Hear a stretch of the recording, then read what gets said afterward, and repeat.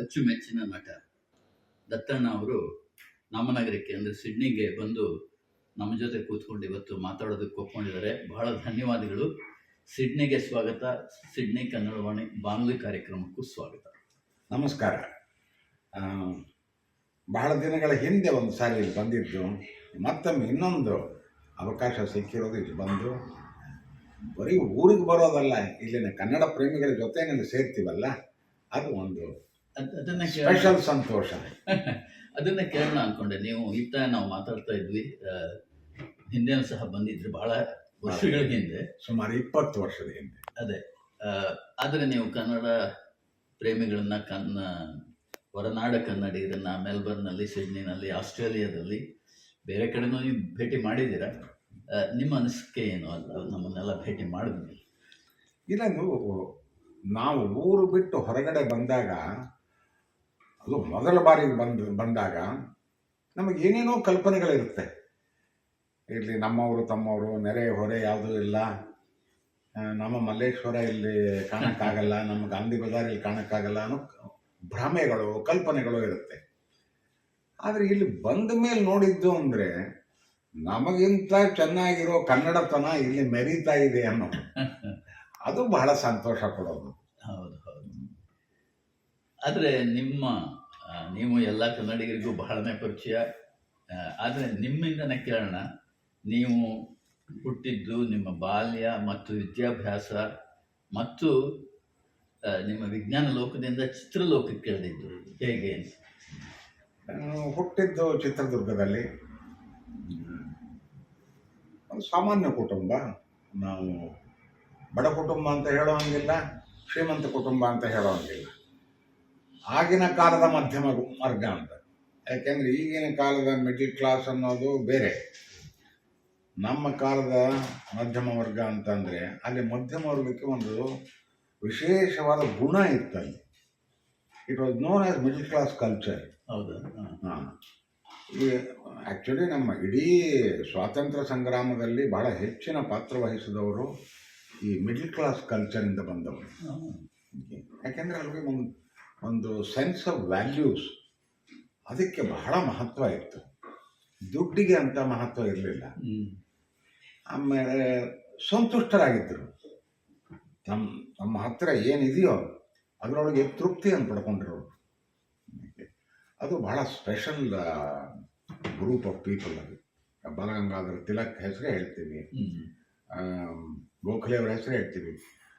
ಅವ್ರದ್ದೆಲ್ಲ middle class culture. ಅದು ಕೆಲವರು ಶ್ರೀಮಂತರಾಗಿರ್ಬೋದು, ಕೆಲವರು ಬಡವರು ಅಲ್ಲದೆ ಹೋದರು, ಅಷ್ಟು ಶ್ರೀಮಂತರಲ್ಲದೆ ಇರಬಹುದು.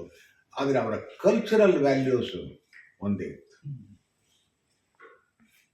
ಮತ್ತು ನೀವು ವಿದ್ಯಾಭ್ಯಾಸ ಅಂದರೆ ನಿಮ್ಮ ವಿದ್ಯಾಭ್ಯಾಸ ಎಲ್ಲ? ಇಲ್ಲ, ನಾನು ಮೊದಲ 16 ನಾನು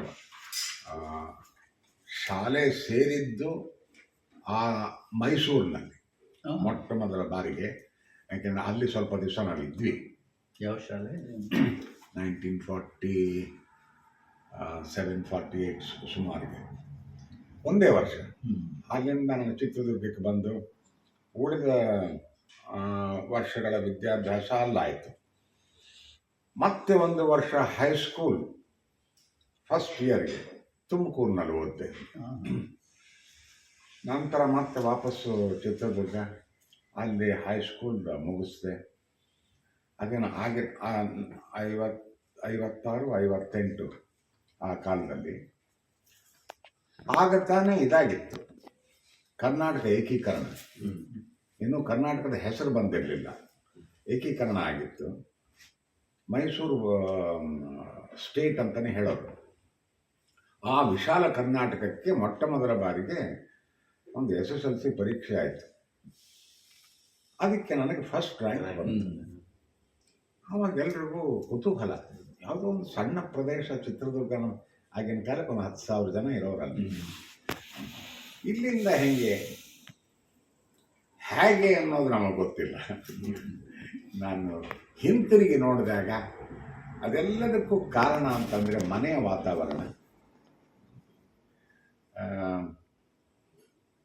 ಮತ್ತು ನಮ್ಮ ಗುರುಗಳು ಪಾಠಶಾಲೆಯಲ್ಲಿ ಅದಕ್ಕೆ ನಾನು ಅವ್ರನ್ನೆಲ್ಲನೂ ಇನ್ನು ಬೇರೆ ಯಾವ ಹೆಸರಿನಲ್ಲಿ ಕರೆದ್ರೆ ನನಗೆ ಸರಿ ಹೋಗಲ್ಲ, ಮೇಷ್ಟ್ರು ಅಂತೀವಿ. ಆ ಮೇಷ್ಟ್ರುಗಳು ನಿಜವಾಗಿ ಬರೀ ಪಾಠ ಹೇಳ್ಕೊಟ್ಟಿದ್ದಲ್ಲ, ನಮ್ಮ ಜೀವನವನ್ನು ರೂಪಿಸಿದವರು. ನನಗೊಬ್ಬನಿಗೆ ಅಂತಲ್ಲ, ಅಷ್ಟೊಂದು ಕಾಳಜಿ ಇಟ್ಟು ವಿಶೇಷವಾಗಿ ಮಕ್ಕಳನ್ನು ಮೇಲಕ್ಕೆ ತರಬೇಕು ಅನ್ನೋ ರೀತಿಯಲ್ಲಿ ನಮ್ಮನ್ನು ಪ್ರಜೆಗಳಾಗೂ ರೂಪಿಸೋ ಜವಾಬ್ದಾರಿನ ಹೊತ್ಕೊಂಡಿದ್ರು ಅವರು. ಅದಕ್ಕಾಗಿ ಏನು ಅವ್ರು ಬೇರೆ ಸಂಬಳ ಕೊಡ್ತಿರಲಿಲ್ಲ, ಅದು ಶಿಕ್ಷಕನ ಜವಾಬ್ದಾರಿ ಅನ್ನೋ ರೀತಿಯಲ್ಲಿ ಅವರ ಬಹಳ ನಿಷ್ಠೆಯಿಂದ ಪಾಠ ಮಾಡ್ತಿದ್ದವರು. ಆಗಿನ ಕಾಲಕ್ಕೂ ಒಂದು ಸ್ವಲ್ಪ ಇದಿತ್ತು ಅಂತಂದ್ರೆ ಈ ಟ್ಯೂಷನ್ನು ಅದಕ್ಕೆ ಹೋಗಬೇಕು ಅನ್ನೋ ಒಂದಿಷ್ಟು ಆಗ್ತಾನೆ ಪ್ರಾರಂಭ ಆಗಿತ್ತು. ನಮಗೂ ಹೇಳೋರು, ಈ ಟ್ಯೂಷನ್ಗೆ ಹೋಗೋಣ. ಈ ಟ್ಯೂಷನ್ ಯಾಕೆ ಹೋಗೋದು, ಇಷ್ಟು ಜನ ಪಾಠ ಮಾಡ್ತಿದ್ದಾರೆ, ರುದ್ರೇನವರು, KMB ಅವರು, ಇವರು ನಮ್ಮ ಯಾರು ತಿರುಮಲಾಚಾರ್ಯ,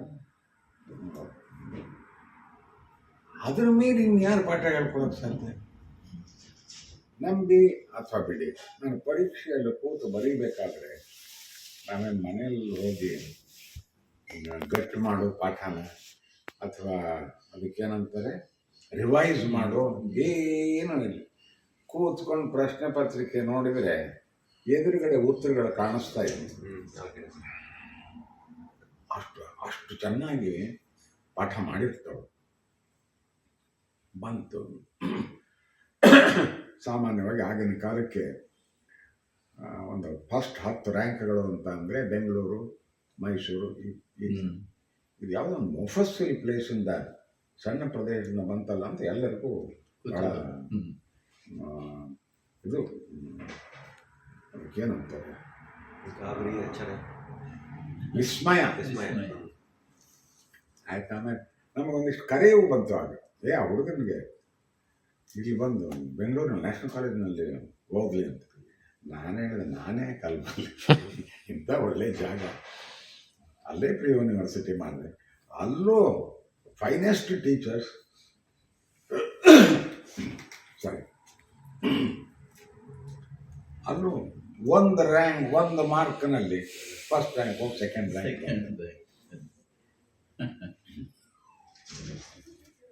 ಬಹಳ ದಿವಸಗಳು ನಾವು ಅಲ್ಲಿಂದ ಊರು ಬಿಟ್ಟು ಹೊರಗಡೆ ಬಂದಾಗಲೂ ಬೇರೆ ಪ್ರದೇಶಕ್ಕೆ ಹೋದಾಗಲೂ ಕೂಡ ಆ ಮೇಷ್ಟ್ರುಗಳು ನಮ್ಮ ಸಂಪರ್ಕದಲ್ಲಿದ್ದರು, ವಿಚಾರಿಸ್ತಾ ಇದ್ದರು ನಮ್ಮ ಯೋಗಕ್ಷೇಮವನ್ನು ಹೇಗೆ ಮುಂದುವರಿತಿದೆ ಅನ್ನೋ ಕೇಳ್ತಾ ಇದ್ದರು. ಈಗ ಇದನ್ನೇ ನಾವು ಒಂದು ವಾತಾವರಣ ಅಂತ ಹೇಳೋದು. ಮನೆಯ ವಾತಾವರಣ, ಸ್ಕೂಲಿನ ವಾತಾವರಣ, ಇವೆಲ್ಲವೂ ಕೂಡ ನಮ್ಮ ಮೇಲೆ ನಮಗೆ ಗೊತ್ತಿದ್ದೋ ಗೊತ್ತಿಲ್ಲದೇನೋ ಪ್ರಭಾವ ಬೀರಿದೆ. ಉದಾಹರಣೆಗೆ ನಮಗೆ ನಾಟಕದ ಗೀಳು ಶುರುವಾಗಿದ್ದೆ ಅಲ್ಲಿ ನಮ್ಮ ಹೈಸ್ಕೂಲ್ನಲ್ಲಿ ಓದ್ತಾ ಇರಬೇಕಾದ್ರೆ. ಆಗಿನ ಕಾಲಕ್ಕೆ ಇನ್ನೊಂದಿತ್ತು, ಕೆಂಗಲ್ ಹನುಮಂತಯ್ಯನವರ ಇದು ಚೀಫ್ ಮಿನಿಸ್ಟರ್ಗಿರಿ ವಿಶಾಲ ಕರ್ನಾಟಕ ಆದಾಗ ಕನ್ನಡ ಮಾತೃಭಾಷೆಯಾದವನಿಗೆ ಕನ್ನಡ ಮಾಧ್ಯಮದಲ್ಲೇ ಓದಬೇಕು. ಇಂಗ್ಲೀಷ್ ಮೀಡಿಯಂ ಇತ್ತು, ಅದು ಓಪನ್ ಆಗಿದ್ದು. ಇವಾಗ ಉರ್ದು ಶಾಲೆ ಇತ್ತು, ಅವ್ರದ್ದು ಮಾತೃಭಾಷೆ ಉರ್ದು. ಸೊ ಅಲ್ಲಿಂದ ಬಂದವರಿಗೆ ಕನ್ನಡದ ಹೇರಿಕೆ ಇರಲಿಲ್ಲ, ಅವರು ಇಂಗ್ಲೀಷ್ ಮೀಡಿಯಂ ತಗೋಬೋದ. ಕನ್ನಡ ಮಾತೃಭಾಷೆ ಇದ್ದವರು, ಕನ್ನಡ ಮಾತೃಭಾಷೆ ಇದ್ದವರು ಕನ್ನಡ ಮಾಧ್ಯಮದಲ್ಲೇ ಓದಬೇಕು. ನಾನು ಕನ್ನಡ ಮಾಧ್ಯಮದಲ್ಲೇ ಓದ್ತೇನೆ, ಕನ್ನಡ ಮಾಧ್ಯಮದಲ್ಲೇ ರ್ಯಾಂಕ್ ತಗೊಂಡವನು. ಅವಾಗ ಹೇಳಿ ಹೆದರಿಸೋರು ನಮಗೆ, ಬಾ ಅಲ್ಲಿ ಯೂನಿವರ್ಸಿಟಿ ಬರುತ್ತೆ ಗೊತ್ತಾಗುತ್ತೆ ನನಗೆ ಅಂತ. ಏನು transaction was so simple, so easy. ಅದೆಂದು ತೊಡಕಾಗಲಿಲ್ಲ. ಆಮೇಲೆ ಇನ್ನೊಂದು ಹೇಳೋರು, ಈ ನಾಟಕ ಸಿನಿಮಾ ಇವನ್ನೆಲ್ಲ ಇಟ್ಕೊಂಡು ಕಟ್ಕೊಂಡು ಹಾಳಾಗಿ ಹೋಗ್ತಾನೆ ಹುಡುಗ ಅಂತ. ಹಾಳಾಗಿ ಹೋಗಬೇಕಾದ ಅಗತ್ಯ ಇಲ್ಲ, ಅದರೊಳಗೂ ಮುಂದುವರಿಬಹುದು, ಪಠ್ಯಕ್ರಮದಲ್ಲೂ ಮುಂದುವರಿಬಹುದು, ರ್ಯಾಂಕು ಪಡ್ಕೋಬಹುದು. ಇವೆಲ್ಲವೂ ಸಾಧ್ಯ ನಿಮ್ಮ ಕಾಲವನ್ನು ಸರಿಯಾಗಿ ಉಪಯೋಗಿಸ್ಕೊಂಡು ಹೋಗ್ತಾ ಇತ್ತು. ಆಮೇಲೆ ಇಂಜಿನಿಯರಿಂಗ್. ಅಲ್ಲಿಂದ ಮುಂದಕ್ಕೆ ನಾನು ಗೌರ್ಮೆಂಟ್ ಇಂಜಿನಿಯರಿಂಗ್ ಕಾಲೇಜಿಗೆ ಬಂದೆ. ಆ್ಯಕ್ಚುಲಿ ಮದ್ರಾಸ್ IITಗೆ ಹೋಗಬೇಕಾಗಿತ್ತು. ನಾನು ಹೋಗಿದ್ದೆ, ಸೆಲೆಕ್ಷನ್ ಇದು ಆಟೋಮ್ಯಾಟಿಕ್ ಸೆಲೆಕ್ಷನ್. ಹೋಗಿ ಫೀಸ್ ಕಟ್ಟಕ್ಕೆ ಹೋದವನು ಅದು ಏನಾಯ್ತು ಏನು ಕತೆ ಗೊತ್ತಿಲ್ಲ. ಇಲ್ಲಿ ಬೇಡ 5 ವರ್ಷ ಇದು ಯಾವುದೋ ಗೊತ್ತಿಲ್ಲದ ವಾತಾವರಣದಲ್ಲಿ ಹೆಂಗೆ ಬೆಳೆಯೋದು ಅಂದ್ಕೊಂಡು ವಾಪಸ್ ಬಂದು ಗವರ್ಮೆಂಟ್ ಇಂಜಿನಿಯರಿಂಗ್ ಆ ಕಾಲದಲ್ಲಿ ಯೂನಿವರ್ಸಿಟಿ ಕಾಲೇಜ್ ಆಫ್ ಇಂಜಿನಿಯರಿಂಗ್ ಅನ್ನೋದು ಬೆಂಗಳೂರು. ಆಮೇಲೆ ಅದು ಯೂನಿವರ್ಸಿಟಿ ಕಾಲೇಜ್ ಆಫ್ ಇಂಜಿನಿಯರಿಂಗ್ ಆಯಿತು. ಆಮೇಲೆ university Visvesvaraya college of engineering ಆಯಿತು. ಇವಾಗ ಈ 1-2-3 ವರ್ಷದ ಹಿಂದೆ university Visvesvaraya college of engineering university ಅಂತ ಅದಕ್ಕೆ ಒಂದು ಸ್ಪೆಷಲ್ ಮಾನ್ಯತೆ ಕೊಟ್ಟಿದ್ದಾರೆ. IIT ಮಾದರಿಯಲ್ಲಿ ಅದನ್ನು ಬೆಳೆಸ್ತೀವಿ ಅಂತ ಸರ್ಕಾರ ಹೇಳಿದೆ. ಟುವರ್ಡ್ಸ್ ದ್ಯಾಟ್ ಸ್ವಲ್ಪ ಕೆಲಸ ಆಗ್ತಾ ಇದೆ. ಅಲ್ಲಿಂದ ಮುಂದೆ ನಾನು ಅಲ್ಪ ಸ್ವಲ್ಪ ಕಾಲ 1-2 ತಿಂಗಳು ಎಲೆಕ್ಟ್ರಿಸಿಟಿ ಬೋರ್ಡ್ನಲ್ಲಿ NGEFನಲ್ಲಿ ಕೆಲಸ ಮಾಡಿದೆ. 10-20 ದಿವಸಗಳಷ್ಟೇ. ಅಷ್ಟೊತ್ತಿಗಾಗಲೇ ನನಗೆ ಏರ್ಫೋರ್ಸ್ನಲ್ಲಿ ಇಂಡಿಯನ್ ಏರ್ಫೋರ್ಸ್ನಲ್ಲಿ ಸೆಲೆಕ್ಷನ್ ಆಗಿತ್ತು. ನಾನೇ ಅದು ಯಾತಕ್ಕೋ ಮುಂದೆ ಹಾಕ್ತಾ ಇದ್ದೆ. ಆಮೇಲೆ ಈ ವಾತಾವರಣವನ್ನ ನೋಡಿ ಇಲ್ಲ ಅದು ನೋಡೋಣ ಅಲ್ಲಿ ಹೋದವನು 22 ವರ್ಷ ಅಲ್ಲೇ ಇದ್ದೆ. ಅದು ಮುಗಿದ ಮೇಲೆ ಡೆಪ್ಯುಟೇಷನ್ ಮೇಲೆ ನಾನು HAL ಬಂದೆ. ಒಂದೇ ಒಂದು ಕಾರಣ, HAL ನಿಂತರೆ ಬೆಂಗಳೂರಿನಲ್ಲಿರಬಹುದು ಅಂತ. ನನಗೆ ಸ್ವಲ್ಪ ಈ ಬೆಂಗಳೂರಿನ ಸಾಂಸ್ಕೃತಿಕ ವಾತಾವರಣ, ಕನ್ನಡದ ಕಂಪು ಇಂಪು ಇವೆಲ್ಲವೂ ಆಗಿನಿಂದ ಒಂದು ಸ್ವಲ್ಪ ಅದರಿಂದ ಪ್ರಭಾವಿತನಾಗಿದ್ದೆ. ಹಾಗಾಗಿ ಇದೊಂದು ಅವಕಾಶ ಸಿಕ್ಕಾಗ ಒಪ್ಕೊಂಡಿಲ್ಲ. ಬಂದು ನನಗೆ ಹೇಳಿದ್ರು ಏರ್ಫೋರ್ಸ್ನವರು, ಯಾಕೆ ಬಿಟ್ಟು ಹೋಗ್ತೀಯಾ, ನಿನಗೆ ಒಳ್ಳೆ ಫ್ಯೂಚರ್ ಇದೆ ಇಲ್ಲಿ. ಫ್ಯೂಚರ್ ಇದೆ ಸ್ವಾಮಿ, ಕರೆಕ್ಟು. ನೀವೆಲ್ಲ ನಾಳೆ ನನ್ನನ್ನು ಏರ್ ಮಾರ್ಷಲ್ ಮಾಡಿ ಅಲ್ಲೆಲ್ಲ ಟಿಂಬಕ್ಟು ಕಳಿಸ್ತೀರಿ. ನಾನು ಏನು ಮಾಡಲಿ, ಅಲ್ಲಿ ಕನ್ನಡ ಕೇಳಕ್ಕೆ ಬಿಡಲ್ವ. ಸೊ ನನಗೆ ರಿಟೈರ್ಮೆಂಟ್ ಟೈಮ್ಗೆ ವಿಂಗ್ ಕಮಾಂಡರ್ ಆಗಿದ್ದೆ. ಇದೊಂದು ಅವಕಾಶ ಇದೆ, ದಯವಿಟ್ಟು ಬಿಡಿ ಅಂತ ಬಿಟ್ಟರು. ಇಲ್ಲಿ ಬಂದೆ. 9 ವರ್ಷ ಇದ್ದಿದ್ದೆ. 2 ವರ್ಷ ಇದು ಹೈದರಾಬಾದ್ನಲ್ಲಿ, ಒಂದು 7 ವರ್ಷ ಬೆಂಗಳೂರು. ಆಮೇಲೆ ನನಗೆ ಇದು ಶಿಕ್ಷಕ ಆಗಬೇಕು ಅಂತ ಒಂದು ತಲೆ ಒಳಗಿತ್ತು ಮುಂಚೆಯಿಂದ. ಅದಕ್ಕೆ ತಕ್ಕ ಹಾಗೆ ನನಗೆ ನಮ್ಮದು ಸ್ಟಾಫ್ ಕಾಲೇಜ್ ಅಂತ HAL ಸ್ಟಾಫ್ ಕಾಲೇಜ್, ಅದು ಇವಾಗ HAL ಮ್ಯಾನೇಜ್ಮೆಂಟ್ ಅಕಾಡೆಮಿ ಅಂತಾಗಿದೆ, ಅದರ ಪ್ರಾಂಶುಪಾಲತ್ವ ಸಿಕ್ತು. ಅದು ಭಾಳ ನನಗೆ ಸಂತೋಷ ಕೊಟ್ಟಂಥ ಕೆಲಸ. ಪಾಠನೂ ಮಾಡ್ತಿದ್ದೆ, ಅಡ್ಮಿನಿಸ್ಟ್ರೇಷನ್ನು ಇತ್ತು. ಆಮೇಲೆ ಇಡೀ ಕಾರ್ಪೊರೇಟ್ ಟ್ರೈನಿಂಗ್ ಹೆಡ್ ಆಗಿದ್ದೆ. ಚೆನ್ನಾಗಿ ನಡೀತದೆ. ಆ ಕಾಲಕ್ಕೇನೆ ಈ ನಾಟಕ, ಸಿನಿಮಾ,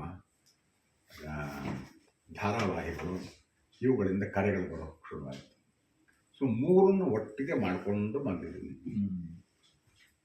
ಮಧ್ಯದಲ್ಲಿ Indian Institute of Science. Yes. Air force ಬಂದಾದ ಮೇಲೆ 65ಕ್ಕೆ ನಾನು ಏರ್ಫೋರ್ಸ್ 64ಕ್ಕೆ ಬಂದು 1 ವರ್ಷ ಟ್ರೈನಿಂಗು, 65ಕ್ಕೆ ಏರ್ಫೋರ್ಸ್ ಬಂದಿದ್ದು. ನಾನು 75ಕ್ಕೆ ಅಂದರೆ ಆಲ್ಮೋಸ್ಟ್ 10 ವರ್ಷ ಆದಮೇಲೆ ನಮಗೆ ಈ ಸೆಂಟರ್ ಅಂತಲ್ಲ ಕ್ವಾಲಿಟಿ ಇಂಪ್ರೂವ್ಮೆಂಟ್ ಪ್ರೋಗ್ರಾಮ್ ಅಂತ ಒಂದು ಗೌರ್ಮೆಂಟ್ ಆಫ್ ಇಂಡಿಯಾ ಪ್ರೋಗ್ರಾಮ್ ಶುರುವಾಯಿತು. ಇದರೊಳಗೆ ಆ ಮೂಲಕ ನಮ್ಮ ಕೆಲವರನ್ನೆಲ್ಲ ಹೈಯರ್ ಎಜುಕೇಷನ್ ಕಳಿಸಿದ್ರು ಬೇರೆ ಜಾಗ. ಕೆಲವರು IIT, ಕೆಲವರು ಬೇರೆ ಕಡೆ. ನನಗೆ ಇಂಡಿಯನ್ ಇನ್ಸ್ಟಿಟ್ಯೂಟ್ ಆಫ್ ಸೈನ್ಸ್ ಅಲ್ಲಿ ME ಮಾಡಿದೆ ನಾನು, ಎಲೆಕ್ಟ್ರಿಕಲ್ ಕಮ್ಯುನಿಕೇಷನ್ ಇಂಜಿನಿಯರಿಂಗ್. ಭಾಳ ಒಳ್ಳೆ ಸಂಸ್ಥೆ, ಇಂಟರ್ನ್ಯಾಷನಲಿ ವೆಲ್ ರೆಕಗ್ನೈಸ್ಡ್. ಅದು ನಮಗೆ ಎಂಜಿನಿಯರ್ ಆಗಿ ಬಹಳಷ್ಟು ಧೈರ್ಯ ಕೊಡ್ತು. ಮುಂಚೆ ಎಲ್ಲ ಇದನ್ನ ಮಾಡೋಕ್ಕಾಗತ್ತಾ ಅಂತ ಅಂದರೆ ಯೋಚನೆ ಮಾಡ್ತಿದ್ವಿ. ಈ ME ಆದಮೇಲೆ ಏನು ಕೇಳಿದ್ರು ಮಾಡ್ಬೋದು. It's A matter of money and time. ಆ ಧೈರ್ಯ ಬಂತು, ಅದನ್ನು ಹೇಳುವಷ್ಟು ಧೈರ್ಯ ಬಂತು. ಆಮೇಲೆ ನಿಮ್ಮ ಸಹೋದರರೆಲ್ಲ ನಿಮ್ಮ ಬ್ರದರ್ಸ್ ಎಲ್ಲ ಅಕಾಡೆಮಿಕ್ಸ್. ಆಮೇಲೆ ನಿಮ್ಮ ಅಣ್ಣ ಸೋಮಶೇಖರ್ ಅವರು ಬಹಳಷ್ಟು ನಾಟಕಗಳಲ್ಲೂ ಕೂಡ ಮಾಡಿದ್ರು. ಅವರ ಇನ್ಫ್ಲುಯೆನ್ಸ್ ನಿಮಗೆ ಹೇಗಿತ್ತು? ನಿಮ್ಮ ಬ್ರದರ್ಸ್ ಇತ್ತು, ಹೇಳಿದ್ನಲ್ಲ, ಮನೆ ವಾತಾವರಣ ಅಂತ. ಸಂಸ್ಕಾರನ ಬೆಳೆಯೋದಲ್ಲೇ ಯಾವುದೇ ಯೋಚನಾ ಕ್ರಮ, ನಮ್ಮ ನಡವಳಿಕೆ, ನಮ್ಮ ಜೀವನ ರೀತಿ ರೂಪುಗೊಳ್ಳೋದು ಆ ಸಂಸ್ಕಾರದಿಂದ. ಹಾಗೆ ಇಬ್ಬರು ದೊಡ್ಡಣ್ಣಂದರು, ಒಬ್ಬರು MIT-ನಲ್ಲಿ PhD ಮಾಡಿದರು, physics professor. did some pioneering work in ಅದು quantum physics, laser and major ಆ ವಿಷಯದಲ್ಲಿ. ಅವರಿಗೂ ಒಂದಿಷ್ಟು ನಾಟಕದ ಹುಚ್ಚಿತ್ತು. ಆಮೇಲೆ ಒಳ್ಳೆ ಸಿಂಗರ್ ಅವರು. Venkatesh he almost lost his educational career for music. ಸರಿ, ಸೆಂಟ್ರಲ್ ಕಾಲೇಜ್ನಲ್ಲಿ MSc BSc ಆನರ್ಸ್ ಓದ್ತಾ ಇರಬೇಕಾದ್ರೆ ಇವನ್ನೆಲ್ಲ ಬಿಟ್ಟು he went to Calcutta. ನಾನು ಪಂಕಜ್ ಮಲ್ಲಿಕನ್ ಮೀಟ್ ಮಾಡ್ತೀನಿ ಅಂತ ಅಲ್ಲಿ ಹೋಗಿ ಮೀಟ್ ಮಾಡಿದರು. ಮಾಡಿ, ಏನಪ್ಪ ಅಷ್ಟು ದೂರದಿಂದ ಬಂದಿದ್ದಲ್ಲ, ಏನು ನೆನೆಸ್ತಾನೆ? ಇಲ್ಲ, ನಾನು ಐ ಸಿಂಗ್ ನಿಮ್ಮ ಹಾಡುಗಳು ಮತ್ತು ಸೈಕಲ್ ಹಾಡುಗಳನ್ನ ಹಾಡ್ತೀನಿ, ಹಾಡು ನೋಡೋಣ, ಹಾಡಿದ್ರು ಅಂತ. ಏನು ಮಾಡಬೇಕು ಅಂತೀನಿ ನಾನು? I want continue in this music field. Pankaj Mallik ಅವ್ರು ಹೇಳಿದಂತೆ, ಈ ದೇಶದಲ್ಲಿ ಹಾಡೋರು ಭಾಳಷ್ಟು ಜನ ಇದ್ದಾರೆ, ಅಯ್ಯೋ ನೀನು ಸೈಂಟಿಸ್ಟು, ಅಲ್ಲಿ ಕಡಿಮೆ ಜನ ಇದ್ದಾರೆ, ಅದನ್ನು ಸ್ವಲ್ಪ ಉದ್ಧಾರ ಮಾಡಿ ಹೋಗು ಅಂತ ಹೇಳಿ ವಾಪಸ್ ಕಳಿಸಿದ್ರಂತೆ. ಯಾಕೆ ಅವ್ರ ಕಡೆ ಘಳಿಗೆವರೆಗೂ ಬಹಳ ಚೆನ್ನಾಗಿ ಹಾಡ್ತಾ ಇದ್ರು. ಎಲ್ಲಿ ಹೋದರೂ ಕೂಡ ಅವ್ರಿಗೊಂದು ಹಾರ್ಮೋನಿಯಂ ಕೊಟ್ಟು ಕೂಡ್ಸೋರು ಹಾಡಕ್ಕೆ. ಅದು ಸೂರ್ಯನಾರಾಯಣ ರಾವ್, ನೆಕ್ಸ್ಟ್ ಬ್ರದರ್, ಇವತ್ತು ಇಂಗ್ಲೀಷ್ ಪ್ರೊಫೆಸರ್. ಅವರು ಅವರ ಕಾಲದಲ್ಲಿ ನಾಟಕ ಗಿಟಕದಲ್ಲಿ ಪಾತ್ರವಹಿಸಿದ್ರು. ಮ್ಯೂಸಿಕ್ನಲ್ಲಿ ಭಾಳ ಇಂಟ್ರೆಸ್ಟ್ ಇದ್ದವರು, ಕ್ಲಾಸಿಕಲ್ ಮ್ಯೂಸಿಕ್ನಲ್ಲಿ. ಮನೇಲಿ ಈ ವಾತಾವರಣ ಹೇಗಿತ್ತು? ಸೋಮಶೇಖರ ಅಂತೂ ಕಾಲೇಜು ರಂಗಭೂಮಿಯಲ್ಲಿ ಭಾಳ ದೊಡ್ಡ ಹೆಸರು. ಹಾಗಾಗಿ ಅವರಿಗೆ ಕಾಲೇಜು ರಂಗಭೂಮಿಯಲ್ಲಿ ಮಾಡಿದ ಕೆಲಸಕ್ಕೇನೆ ರಾಜ್ಯೋತ್ಸವದ ಪ್ರಶಸ್ತಿನೂ ಬಂತವ್ರಿಗೆ. ಹಾಗೇನೆ ನಾಟಕ, ಸಿನಿಮಾದಲ್ಲೇ ಧಾರಾವಾಹಿಗಳಲ್ಲಿ ಮಾಡ್ತಿದ್ರು. ಸಿನಿಮಾದಲ್ಲಿ ಒಂದು ರಾಜ್ಯ ಪ್ರಶಸ್ತಿನೂ ಪಡ್ಕೊಂಡ್ರು. ಅವರ ಇನ್ಫ್ಲೂಯೆನ್ಸ್ ಅಂದರೆ ನಾಟ್ ಡೈರೆಕ್ಟ್ ಇನ್ಫ್ಲೂಯೆನ್ಸ್. ಅವರು ಮರ್ಚೆಂಟ್ ಆಫ್ ವೆನಿಸ್ ನಲ್ಲಿ ಶೈಲಾಕ್ ಪಾತ್ರ ಮಾಡೋರು. ಅದು ನೋಡಿ ಬಹಳ ನಾವು ಮಾಡಬೇಕಲ್ವ ಈ ಥರ, ಹಾಗೂ ಬೆಳ್ಕೊಂಡೋಯ್ತು. ಆಮೇಲೆ ನಮ್ಮೂರಿನಲ್ಲಿ ಟೆಂಟ್ ಇದು ನಾಟಕಗಳು ಬರ್ತಿತ್ತು. ಅಲ್ಲಿ ಕೆಲವು ಈ ಕಂಪನಿ ನಾಟಕಗಳ ಹಾಡುಗಳು ಮತ್ತು ನಟನೆ ಸ್ವಲ್ಪ ಎಕ್ಸಾಜರೇಟೆಡ್, ಆಮೇಲೆ ಸ್ವಲ್ಪ ಇದಾಗ್ತಿತ್ತು. ಆಮೇಲೆ ಅಲ್ಲಿ ಏನು ನೋಡ್ಕೊಂಬಂದಿದ್ವಲ್ಲ ಅವನ್ನೆಲ್ಲ ಮನೆಯಲ್ಲಿ ನನ್ನ ಇನ್ನೊಬ್ಬ ಬಣ್ಣ ಇಲ್ಲ ಅವರೆಲ್ಲ ರೀಎನ್ಯಾಕ್ಟ್ ಈ ಥರ. ಮತ್ತು ಭಾಳ ಸಣ್ಣ ವಯಸ್ಸಿನಲ್ಲಿ 8-9 ವರ್ಷದಲ್ಲೇ ಸೊಹರಾಬ್ ರುಸ್ತುಮ್ ಅಂತ ಹೇಳಿ ನಮ್ಮಣ್ಣ ರುಸ್ತುಮ್, ನಾನು ಸೊಹರಾಬ್ ಪಾತ್ರ ಮಾಡಿಕೊಂಡು ಮನೆಯಲ್ಲಿ ಮನೆಯವ್ರ ಸೀರೆ ಗೀರೆ ಎಲ್ಲ ಪರದೆ ಮಾಡಿಕೊಂಡು ಅಲ್ಲಿ ಮನೆ ಒಳಗೆ ನಾಟಕ ಮಾಡಿತ್ತು. ಚೆನ್ನಾಗಿ ಜ್ಞಾಪಕ ಇದೆವಲ್ಲ. ಹಾಗೆ ಹೈಸ್ಕೂಲ್ನಲ್ಲಿ ಬೆಳೀತು, ಕಾಲೇಜ್ ಆಯಿತು. ಇಂಜಿನಿಯರಿಂಗ್ ಕಾಲೇಜ್ ಮೇಲೆ ಬಂದ ಮೇಲೆ ಒಂದು ಸ್ವಲ್ಪ ಸ್ಥಗಿತವಾಗಿತ್ತು, ಅಷ್ಟೊಂದು ಕಾಲಾವಕಾಶ ಸಿಗ್ತಿರಲಿಲ್ಲ ನಮಗೆ. ಆದರೂ ಕೂಡ ಆಮೇಲೆ ಇಂಜಿನಿಯರಿಂಗ್ ಕಾಲೇಜಿನಲ್ಲಿ ಇದಿರಲಿಲ್ಲ, ಈ ನಾಟಕ ಇಟ್ಕಂತ ಕೇಳೇ ಇರಲಿಲ್ಲ. ಸರ್ ಹೋಗಿ ಕೇಳಿದೆ, ಸರ್ ಇಲ್ಲಿ ಏನು ನಾಟಕ ಅಂತಿಲ್ಲ, ಎಲ್ಲರೂ ಉಲ್ಲಾಳ್ ಶೀಲ್ಡ್ ಅಂತ ಮಾಡ್ತಿದ್ದಾರೆ, ನಾವು ನಾಟಕ ಮಾಡಿಸ್ಬೇಕಲ್ಲ ಅಂತ. ನಿಮ್ಗೆ ಇಂಟ್ರೆಸ್ಟ್ ಇದ್ರೆ ಮಾಡಿಸು. ಆಗ ಮುಂದಾಗ ಒಂದು ನಾಟಕ ತಗೊಂಡು ಮಾಡಿದ್ವಿ. ನಮಗೇನು ಶೀಲ್ಡ್ ಗಿಲ್ಡ್ ಏನು ಬರಲಿಲ್ಲ, ಆದರೆ ಒಳ್ಳೆ ಹೆಸರು ಬಂತು. ನಮಗೆ ಇಂಜಿನಿಯರಿಂಗ್ ಕಾಲೇಜಿನಲ್ಲಿ ಹೆಣ್ಣು ಮಕ್ಕಳಿರಲಿಲ್ಲ ಆವಾಗ. ನಾನೇ ಹೆಣ್ಣು ಪಾತ್ರ ಮಾಡಬೇಕಾಗಿತ್ತು, ಮಾಡಿದೆ. ಆಮೇಲೆ ಕಾಲೇಜಿನಲ್ಲಿ ಹೆಚ್ಚಿನ ಪ್ರೋತ್ಸಾಹ ಇಲ್ಲ ಅಂದ್ಕೊಂಡು ಕಾಲೇಜ್ ಹಾಸ್ಟೆಲ್ ನಾಟಕಗಳನ್ನು ಮಾಡೋಕ್ಕೆ ಶುರು ಮಾಡಿದ್ದು. ಅಲ್ಲೊಂದು ಸ್ವಲ್ಪ ದಿವಸ ಆಯಿತು. ಆಮೇಲೆ ಏರ್ಫೋರ್ಸ್ಗೆ ಹೋದ್ಮೇಲೆ ಎಲ್ಲೆಲ್ಲಿ ಹೋದ್ ನಾನು, ಎಲ್ಲ ಕಾನ್ಪುರ್ನಲ್ಲಿ ಒಂದು ಸ್ವಲ್ಪ ದಿವಸ ಇದ್ದೆ. ಅಲ್ಲಿ ನಾಟಕಗಳನ್ನು ಮಾಡೋ ಅವಕಾಶ ಇರಲಿಲ್ಲ. ಎಲ್ಲ ಕನ್ನಡದ ಮನೆಗಳಿಗೆ ಹೋಗಿ ಒಂದು ಇದನ್ನು ಓದ್ತಾ ಇದ್ವಿ, ನಾಟಕ ಓದ್ತಿದ್ವಿ. ರಾಮರಾವ್ ಅಂತ ನಮ್ಮವರು ಒಬ್ಬರು ಅದನ್ನು ಸಣ್ಣ ಕನ್ನಡ ಸಂಘದ ಥರ ಮಾಡ್ಕೊಂಡಿದ್ವಿ. ದಿಸ್ ವಾಸ್ ಸಮ್ವೇರ್ 68 ಸುಮಾರು. ಆಮೇಲೆ ಇಲ್ಲ, ನಾಟಕ ಮಾಡಿಸು ನೀನು, ಯಾವುದು ಸಿಡ್ಲು ಮರಿ ನಾಟಕ ಮಾಡಿಸ್ತೇವೆ. ಡೈರೆಕ್ಟ್ ಮಾಡಿದೆ ನಾನು. ಅಲ್ಲಿಂದ ಏನೋ ಅಂಡಮಾನ್ ನಿಕೋಬಾರ್ ಐಲ್ಯಾಂಡ್ಗೆ ಹೋದೆ. ಅಲ್ಲೂ ನೋಡ್ತಾ ಇದ್ದೆ, ಏನಾದ್ರು ಟ್ರೈಬಲ್ ಇದನ್ನು ಇಟ್ಕೊಂಡು ಏನಾದ್ರು ಮಾಡೋಕ್ಕಾಗುತ್ತಾ ಅಂತ. ಆಗಲಿಲ್ಲ. ಆಮೇಲೆ ಬೆಂಗಳೂರು ಬಂದೆ, ಚಂಡೀಗಢ ಹೋದೆ, ಬಠಿಂಡಾಗೆ ಹೋದೆ. ಹೋದ ಕಡೆ ಎಲ್ಲ ನಾಟಕಗಳನ್ನು ನೋಡ್ತಿದ್ದೆ, ಯಾವುದೇ ಭಾಷೆ ಆಗ್ಬೋದು. ಭಾಷೆ ಮುಖ್ಯ ಆಗ್ತದೆ, ನಾಟಕದ ಕ್ರಿಯೆ ಮುಖ್ಯ ಆಗ್ತದೆ. ಹಾಗೆ ದೆಹಲಿಗೆ ಬಂದೆ. ಅಲ್ಲೊಂದು ಕನ್ನಡ ಭಾರತಿ ಅಂತ ಒಂದು ಸಂಸ್ಥೆ, ಭಾಳ ದೊಡ್ಡ ಹೆಸರು ಮಾಡಿದ ಸಂಸ್ಥೆ. ದೊಡ್ಡ ದೊಡ್ಡ ನಾಟಕಗಳನ್ನು ಮಾಡೋರು.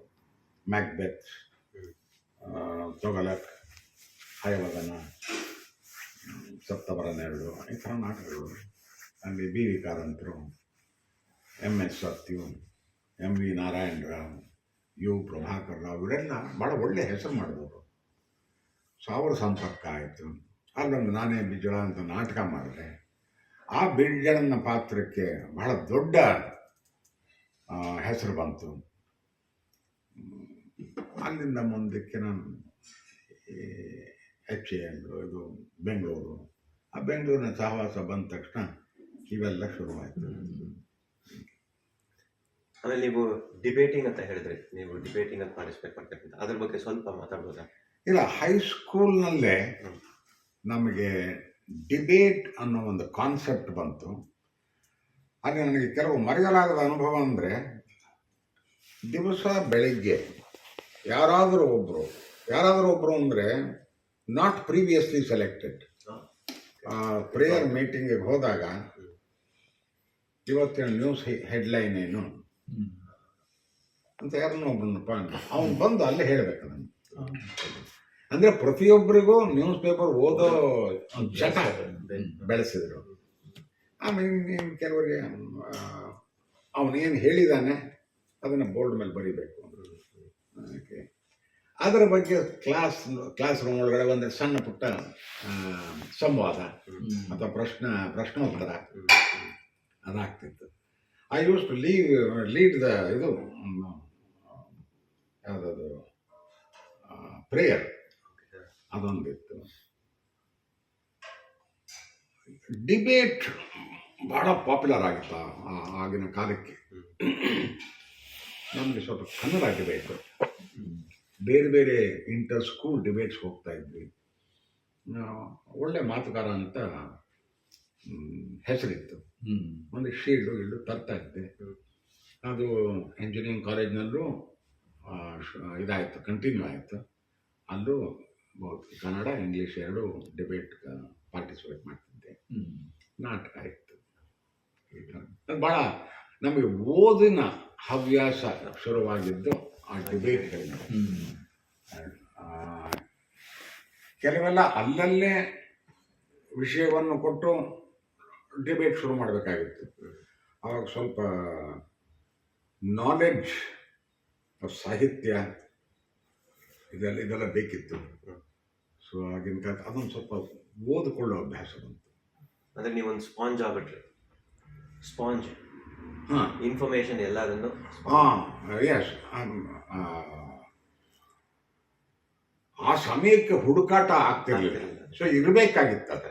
ಹಾಗಾಗಿ ಓದಿನ ಅಭ್ಯಾಸ ಬೆಳೆಸ್ಕೊಂಡ್ವಿ. ಆಮೇಲೆ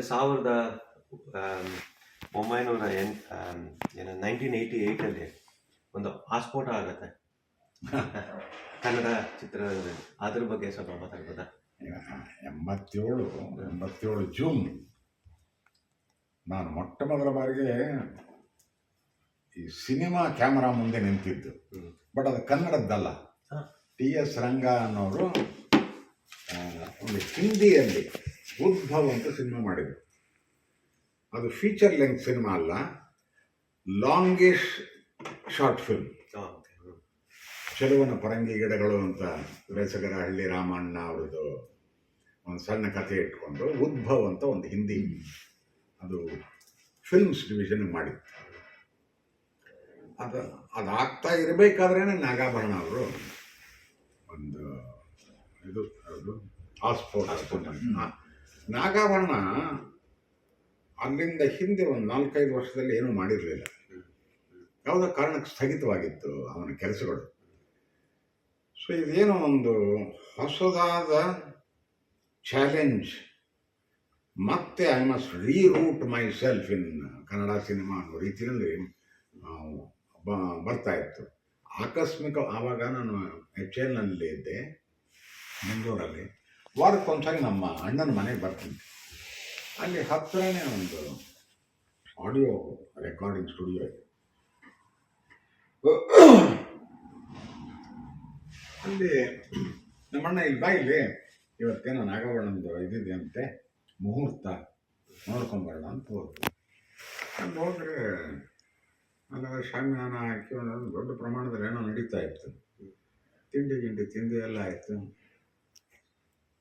ಅಶ್ವಥ್ ಅವ್ರದ್ದು ರೆಕಾರ್ಡಿಂಗ್ ಆಗ್ತಿತ್ತು. ಅದಕ್ಕೆ ಆ ಸಮಯದಲ್ಲಿ ಕೇಳಿದ್ರು ಭರಣ, ನೀವು ಇಲ್ಲೊಂದು ಪಾತ್ರ ಮಾಡೋಕ್ಕಾಗುತ್ತೆ ಅಂತ.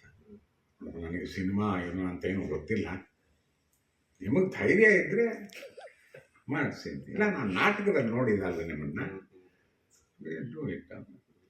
ಹ್ಞೂ ಅಂದೆ. ನಮಗೇನು ಇದಿಲ್ವಲ್ಲ, ಸಂಸಾರ ಇಲ್ಲ, ಕುಟುಂಬದ ಇದಿಲ್ಲ, ಭಾರ ಇಲ್ಲ, ರಜಾ ಇದೆ. ಆ ಇಡೀ ರಜಾನ ಇದಕ್ಕೆ ಉಪಯೋಗಿಸ್ಕೊಂಡೆ. ಶುರುವಾಯಿತು. ಅದೇನು ನನ್ನ ಪುಣ್ಯವೋ ಅಥವಾ ನಿಮ್ಮ ಪಾಪವೋ, ಅದಕ್ಕೆ ರಾಜ್ಯ ಪ್ರಶಸ್ತಿ ಬಂದ್ಬಿಡ್ತದೆ. ಅಲ್ಲಿಂದ ಒಂದು ಇದ್ದಕ್ಕಿದ್ದಾಗ ರೂಟ್ ಆದೆ ನಾನು. ಆಮೇಲೆ ಆ ತರಹದ it is known as an soft villain ಅಂದ್ರು. ಮುಂಚಿನಿಂದ ಒಳ್ಳೆ ಮನುಷ್ಯ ಅಂತ ಕಾಣಿಸ್ಬೇಕು, ಬಟ್ ವಿಲನ್ ಇರಬೇಕು, ಆ್ಯಂಡ್ ಈ ಶುಡ್ ಸಫರ್ ಅಂತ ಎಂಡ್ ಅಂತ.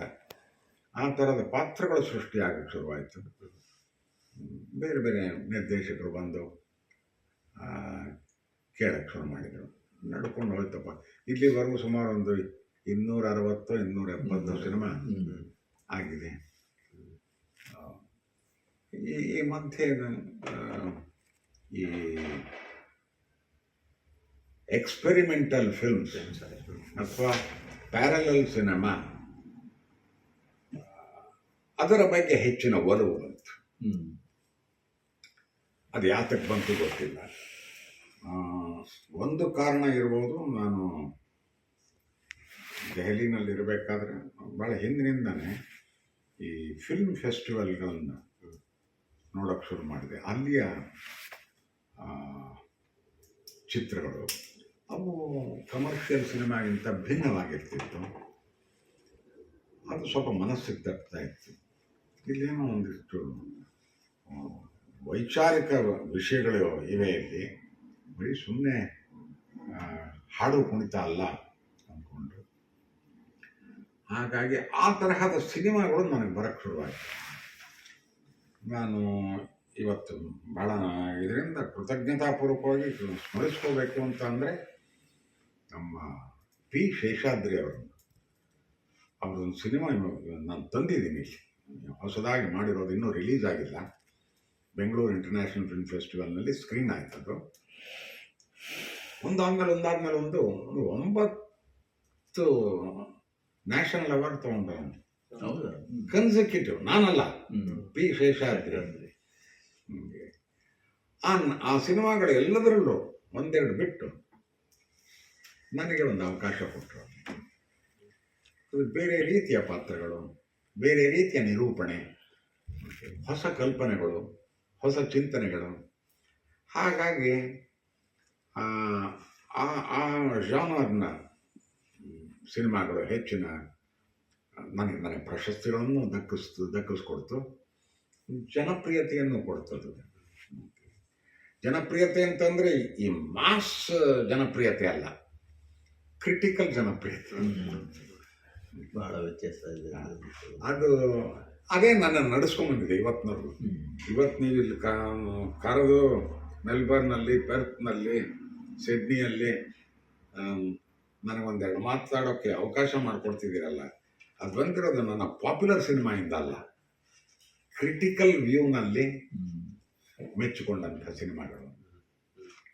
ಬಟ್ ನೀವು ಯಾವಾಗಲೂ ಲವಬಲ್ ಕ್ಯಾರೆಕ್ಟರ್, ನೀವು ಏನೇ ಮಾಡ್ಬೋದು. ನೀವು ಹೇಳಿದ್ರೆ ಸಾಫ್ಟ್ ವಿಲನ್ ಅಂತ, ಬಟ್ ನಿಮ್ಮನ್ನು ನೋಡಿದ್ರೆ ಏನೋ ನಮ್ಮತನ ಅನ್ಸುತ್ತೆ, ತುಂಬ ಹತ್ತಿರದವರು ಅನ್ಸುತ್ತೆ. ಈಗಲೂ ಅಷ್ಟೇ ನಾವು ನಿಮ್ಮ ಜೊತೆ ಲಾಸ್ಟ್ 1 hour ಕಳೆದಿದ್ದು ಎಷ್ಟೋ ವರ್ಷಗಳಿಂದ ಗೊತ್ತು ಅಂತ ಅನ್ಸುತ್ತೆ. ಮೇ ಬಿ ಅದು ನಿಮ್ಮಲ್ಲಿ ಇದೆಯೇನೋ ಅದೊಂದು ಸ್ವಭಾವ. ಅದು ನಾನು ಹೇಳಕ್ಕಾಗಲ್ಲ, ನೀವು ಹೇಳಬೇಕು. ಬಟ್ ನಾನು ಈ ಥರ ಕೇಳಿದ್ದೀನಿ ಭಾಳ ಜನ. ಇದು ಭಾಳ ಮೆಚ್ಚುಗೆ ಆಗತ್ತೆ ರೀ ನಿಮ್ಮದು. ಇದು ನೀವು ಪಾರ್ಟ್ ಮಾಡ್ದಂಗೆ ಇರಲ್ಲ, ನೀವು ಇದ್ದಂಗೆ ಇರ್ತೀರಿ ಅಂತ. ಹೂನಪ್ಪ. ಅದಕ್ಕೆ ಯಾರೋ ಕೇಳಿದ್ರು, ನಿಮ್ಗೊಂದು ಬಿರುದು ಕೊಡಬೇಕು ಅಂತಂದರೆ ಏನು ಕೊಡಬೇಕು? ಸಹಜ ನಟ ಅಂತ ಕೊಡಬೇಕು. ಯಾರು ಕೊಟ್ಟಿಲ್ಲ, ಓಕೆ, ಯಾರು ಕೊಟ್ಟರೆ ಆ ರೀತಿ ಕೊಡ್ಬೋದು ಅಂತ. ಯಾಕಂದ್ರೆ ನಾನು ಪ್ರಯತ್ನಪೂರ್ವಕವಾಗಿ ಒಂದು ಆಂಗಿಕ ಇದು ಜೆಸ್ಚರ್ಸ್ ಆಗಲಿ, ಮುಖಭಾವದ ಒಂದು ಅರಳುವಿಕೆ ಆಗಲಿ, ಇದನ್ನು ನಾವು ಪ್ರಯತ್ನಪೂರ್ವಕವಾಗಿ ಮಾಡಿಲ್ಲ. ತನಗೆ ತಾನೇ ಆ ಇದಕ್ಕೆ ಸಮಯಕ್ಕೆ ಸಂಬಂಧಪಟ್ಟಂತೆ ನ್ಯಾಚುರಲ್ ಆಗಿ ಏನು ಒಂದು ಕೈ ಮುಂದೆ ಬರುತ್ತೋ, ಕಣ್ಣು ಅರಳುತ್ತೋ, ಕೆನ್ನೆ ಹಿಗ್ಗುತ್ತೋ, ಅದಕ್ಕೆ ನನ್ನನ್ನು ನಾನು ಸೀಮಿತಗೊಳಿಸ್ಕೊಂಡಿದ್ದೀನಿ. ಅದನ್ನು ಎಕ್ಸ್ಟ್ರಾ ಪ್ರಯತ್ನಗಳನ್ನು ಹಾಕಿಲ್ಲ ಅದಕ್ಕೆ. ಹಾಗಾಗಿ ಅದು ಸಹಜತೆ ಬರುತ್ತೆ ಅಂತ ಕಾಣುತ್ತೆ. ಅದನ್ನು ಅನೇಕರು ಮೆಚ್ಕೊಂಡಿರೋದು ನನಗೆ ಸಂತೋಷ ಆಗಿದೆ. ಆಮೇಲೆ ನಿಮ್ಮ ಸ್ಕ್ರಿಪ್ಟ್ ಪ್ರಿಪ್ರೇಷನ್, ಇವಾಗ ಒಂದು 2 ಪೇಜ್ ಸ್ಕ್ರಿಪ್ಟ್ ಇರ್ಬೋದು, 3 ಪೇಜ್ ಸ್ಕ್ರಿಪ್ಟ್ ಇರ್ಬೋದು. ನೀವು ಡಿಬೇಟ್ಗಳು ಮಾಡಿದ್ದೀರಾ, ಸೊ ಅದು ಐ ಮೀನ್ ಆಬ್ವಿಯಸ್ಲಿ ಹೆಲ್ಪ್ ಆಗಿರುತ್ತೆ. ಬಟ್ ನಿಮ್ಮ ಪ್ರಿಪರೇಷನ್ ಏನು? ಇವಾಗ ಯಾರೋ ಸ್ಕ್ರಿಪ್ಟ್ ಕೊಟ್ಟರು, ಯೂಶುವಲ್ ಆಗಿ ಹೊಸಬರು ಯಾರು ಬಂದರೆ ಅವರು ಹೇಗೆ ಸ್ಕ್ರಿಪ್ಟ್ ಮಾಡಿದ್ದಾರೆ ಏನೋ ನಮಗೆ ಗೊತ್ತಿರಲ್ಲ. ಆದ್ದರಿಂದ ಕೇಳ್ತೀನಿ ನಾನು, ನಿಮ್ಮ ಸ್ಕ್ರಿಪ್ಟ್ ಕೊಡಿ, ನಾನು ಓದಿ ನೋಡ್ತೀನಿ ಅಂತ. ಕೆಲವನ್ನ ಇಮಿಡಿಯೇಟಾಗಿ ಇದು ಮಾಡ್ತೀನಿ ಈ ಪಾತ್ರನ, ಯಾಕಂದ್ರೆ ಮೆಚ್ಚುಗೆ ಆಗಿದೆ ಇದರೊಳಗೆ, ಪೇಪರ್ ಮೇಲೆ ಚೆನ್ನಾಗಿದೆ. ಕೆಲವು ಪೇಪರ್ ಮೇಲೆ ಚೆನ್ನಾಗಿರಲ್ಲ ಅಂದರೆ ನನಗೆ ಈ ಪಾತ್ರವನ್ನು ನಾನು ಮಾಡಬೇಕಾ ಅಂತ ಅನ್ನಿಸ್ಬಿಡುತ್ತೆ. ಅವಾಗ ಹೇಳ್ತೀನಿ, ನೋಡಪ್ಪ ಈ ಕಾರಣಕ್ಕೆ ನನಗೇನು ಇದನ್ನು ಮಾಡೋದಕ್ಕೆ ಉತ್ಸಾಹ ಬರ್ತಿಲ್ಲ ಅಂತ. ಕೆಲವರು ಮಾಡಿಫೈ ಮಾಡ್ಕೊಂಡು ಬರ್ತಾರೆ, ಕೆಲವರು ಅಲ್ಲಿಗೆ ಬಿಟ್ಟು ಹೋಗುತ್ತೆ. ಈ ಥರ ಅನೇಕ ಸಿನಿಮಾಗಳು ಬಿಟ್ಟು ಹೋಗಿವೆ. ಅದನ್ನು ನಾನು ರಿಜೆಕ್ಟ್ ಮಾಡಿದೆ ಅಂತಲ್ಲ, ಎಲ್ಲರೂ ಕೂಡ ಒಂದು ಒಳ್ಳೆ ಕೆಲಸ ಮಾಡಬೇಕು ಅಂತಲೇ ಬರ್ತಾರೆ. ನನಗೆ ಸೂಕ್ತವಲ್ಲ ಅಂತ ಕೆಲವೊಂದು ಬಿಟ್ಟಿದ್ದೀನಿ. ಅದನ್ನು ನಡ್ಕೊಂಡು ಹೋಗಿರಿ. ಶೇಷಾದ್ರಿ ಅಂತ ಅವ್ರು ಬಂದಾಗ ನಮಗೆ ಈ ಸುಮಾರು 30 ವರ್ಷಗಳು ಜೊತೆ ಕೆಲಸ ಮಾಡಿ ಒಂದು ರೀತಿಯ ರ್ಯಾಪೋ ಬೆಳೆದ್ಬಿಟ್ಟು, ಇನ್ನೂ ಈಗ ಅವನ ತಲೆಗೆ ಏನು ಯೋಚನೆ ಇದೆ ಈ ಸಿನಿಮಾ ಮಾಡಬೇಕಾದ್ರೆ ಅನ್ನೋದು ನನಗೆ ಚೆನ್ನಾಗಿ ಗೊತ್ತಾಗುತ್ತೆ. ಹಾಗೆ ಅವನು ಈ ಪಾತ್ರದಲ್ಲಿ ಇವನು ಯಾವ ರೀತಿ ಮಾಡ್ತಾನೆ ಅನ್ನೋದು ಮುಂಚಿತವಾಗಿ ಅವನಿಗೆ ಗೊತ್ತಿರುತ್ತೆ. ಅವೆರಡು ಬೆರೆತಾಗ, ಅವೆರಡು ಒಂದೇ ಆದಾಗ ಒಂದು ಒಳ್ಳೆ ಕೃತಿ ಬಂದ್ಬೋದು. ಹಾಗಾಗಿ ನನ್ನ ಮೇಲೆ ಅವನಿಗೆ ನಂಬಿಕೆ ಇದೆ, ಅವನ ಮೇಲೆ ನನಗೆ ನಂಬಿಕೆ ಇದೆ. ಸೊ ಬಹಳಷ್ಟು ಪ್ರಾಜೆಕ್ಟ್ಗಳು ಒಟ್ಟೊಟ್ಟಿಗೆ ಮಾಡಿದ್ದೀವಿ. ಆಮೇಲೆ ಇದು ಈ ಸ್ಕ್ರಿಪ್ಟಲ್ಲಿ ನಿಮಗೆ ಕ್ರಿಯೇಟಿವ್ ಫ್ರೀಡಮ್ ಇರುತ್ತಾ, ಇಲ್ಲ ನೀವು you stick to the script? ಸಾಮಾನ್ಯವಾಗಿ ಸ್ಕ್ರಿಪ್ಟ್ಗೆ ಕನ್ನಡ ನನ್ನ ಮಾತೃಭಾಷೆ. ಹಾಗೆ ಕೆಲವು ಸಾರಿ ಯಾವುದೋ ಜನದ ಮೊನಲಾಗ್ ಇದೆ, ಅದನ್ನು ಹೇಳಬೇಕಾದ್ರೆ ಒಂದು ಪದ ಮಿಸ್ ಆಗುತ್ತೆ ಅಂತ ಇಟ್ಕೊಳ್ಳಿ.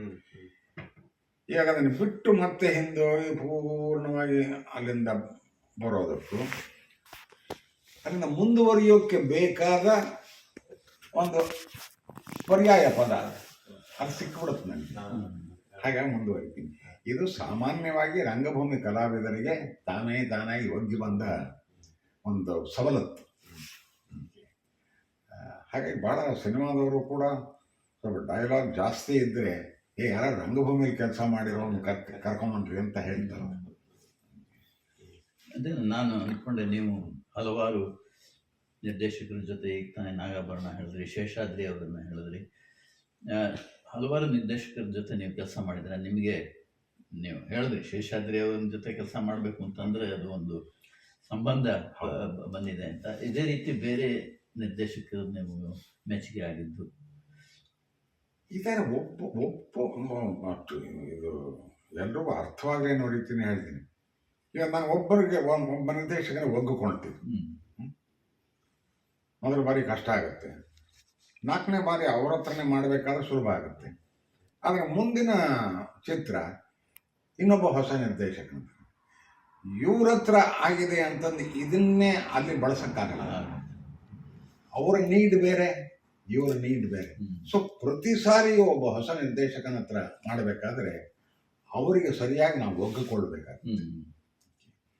ಯಾಕೆಂದರೆ ಅವ್ರ ತಲೆ ಒಳಗೆ ಬೇರೆ ಏನೋ ಯೋಚನೆ ಇರುತ್ತೆ. ಸಿನಿಮಾದಲ್ಲಂತೂ ನಾವು ಇಲ್ಲಿ ಶೂಟ್ ಮಾಡಿದ್ದಷ್ಟೇ ಅದು ಬರುತ್ತೆ ಅಲ್ಲ, ಅದರ ಮಧ್ಯೆ ಅವ್ನು ಬೇರೆ ಬೇರೆ ಏನೇನೋ ಸೇರಿಸ್ತಾನೆ ಫೈನಲ್ ಪ್ರಾಡಕ್ಟ್ನಲ್ಲಿ. ಅವನ್ನೆಲ್ಲ ಯೋಚನೆ ಮಾಡಿಕೊಂಡು ನಮ್ಮ ಹತ್ರ ಮಾಡಿಸ್ತಾನೆ. ಹಾಗೆ ಪ್ರತಿಯೊಬ್ಬ ನಿರ್ದೇಶಕನು ಆ ನಿರ್ದೇಶಕರ ಕೆಲಸ ಮಾಡಬೇಕಾದ್ರೂ ಕೂಡ ಒಂದು ಹೊಸ ರೀತಿ ಯೋಚನೆ ಬರುತ್ತೆ. ಹಾಗೆ ಸಹ ನಟರು ನಟಿಯರ ಜೊತೆ ಮಾಡಬೇಕಾದ್ರೂ ಒಂದು ಇದೇ ಅದು ಹೆಚ್ಚಿಗೆ ಪ್ರಾಬ್ಲಮ್ ಆಗಲ್ಲ. ಅದು ನಿರ್ದೇಶಕರು ಕೃತಿ ಬರೆದವನು ಆ ಬರವಣಿಗೆಯನ್ನು ದೃಶ್ಯ ರೂಪದಲ್ಲಿ ತರ್ತಾ ಇರೋನು ನಿರ್ದೇಶಕ. ಆ ನಿರ್ದೇಶಕನೇ ಮೊಟ್ಟ ಮೊದಲ ಪ್ರೇಕ್ಷಕನು. ಇನ್ನೂ ತೆರೆ ಮೇಲೆ ಬಂದಿಲ್ಲ, ಬಟ್ ಅವನು ನೋಡಿದಾನಾಗಲೇ. ಹಾಗಾಗಿ ಅವನ ಕಲ್ಪನೆಗೆ ವಿರುದ್ಧವಾಗಿ ನಡೆಯೋಕ್ಕಾಗಲ್ಲ.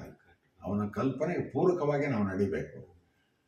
ಆ ಪೂರಕವಾಗಿ ನಡಿಬೇಕಾದ್ರೆ ಎಷ್ಟು ಅವನು ಅಂದುಕೊಂಡಾಗ ನಾವು ಮಾಡ್ತೀವಿ, ಅದು ಮುಖ್ಯವಾಗುತ್ತೆ. 2ನೇ ಸತಿ ನೋಡಿರ್ತಾರೆ ಅವರು, ಮೊದಲನೇ ಸತಿ ಅವ್ರ ವಿಷನ್ ಅಲ್ಲಿ ನೋಡಿರ್ತಾರೆ, 2ನೇ ಸತಿ ಬರ್ತಿದ್ದಾರೆ. ಸಾಮಾನ್ಯವಾಗಿ ಅವೆರಡು ಮ್ಯಾಚ್ ಆಗುತ್ತೆ. ಮ್ಯಾಚ್ ಆಗಲ್ಲ ಯಾವಾಗ ಅಂದರೆ, ನೀವು ಏನೇ ಹೇಳಿದರೂ ಕೂಡ, ನೀವೇನೇ ಯೋಚನೆ ಮಾಡಿದ್ರು ನನ್ನ ಮೂಲಕ ಅಭಿವ್ಯಕ್ತಿ ಆಗಬೇಕಲ್ಲ. ಆ ಅಭಿವ್ಯಕ್ತಿಯಲ್ಲಿ ಏನಾದ್ರು ತೊಂದರೆ ಆಗಿದ್ರೆ ಪಾಪ ಬೇಜಾರು ಮಾಡ್ಕೊತಾರೆ. ಇನ್ನೊಂದು ಸ್ವಲ್ಪ ಏನೋ ಬರಬೇಕಾಗಿತ್ತಲ್ಲ ಇಲ್ಲಿ. ಆ ಸಮಯದಲ್ಲಿ ಕೆಲವು ಬರೋದು ಇಲ್ಲ, ದತ್ತಣ್ಣನ ಹಾಕೊಂಡಿದ್ರು ಚೆನ್ನಾಗಿರೋದೇನೋ, ಇಲ್ಲ ಅವ್ರನ್ನ ಬಿಟ್ಟಿದ್ರು ಚೆನ್ನಾಗಿರೋದೇನೋ, ಈ ಥರ ಯೋಚನೆಗಳು ಬರುತ್ತೆ. ಆಮೇಲೆ ಕರ್ನಾಟಕದಲ್ಲಿ ಅಚ್ಚುಮೆಚ್ಚಿನ ಶಂಕರನಾಗ್ ಅವ್ರ ಜೊತೆ ನೀವು ಕೆಲಸ ಮಾಡಿದ್ದೀರಾ? ಮಾಡಿ 3 ಸಿನಿಮಾ ಏನೋ ಮಾಡಿದ್ದೀನಿ.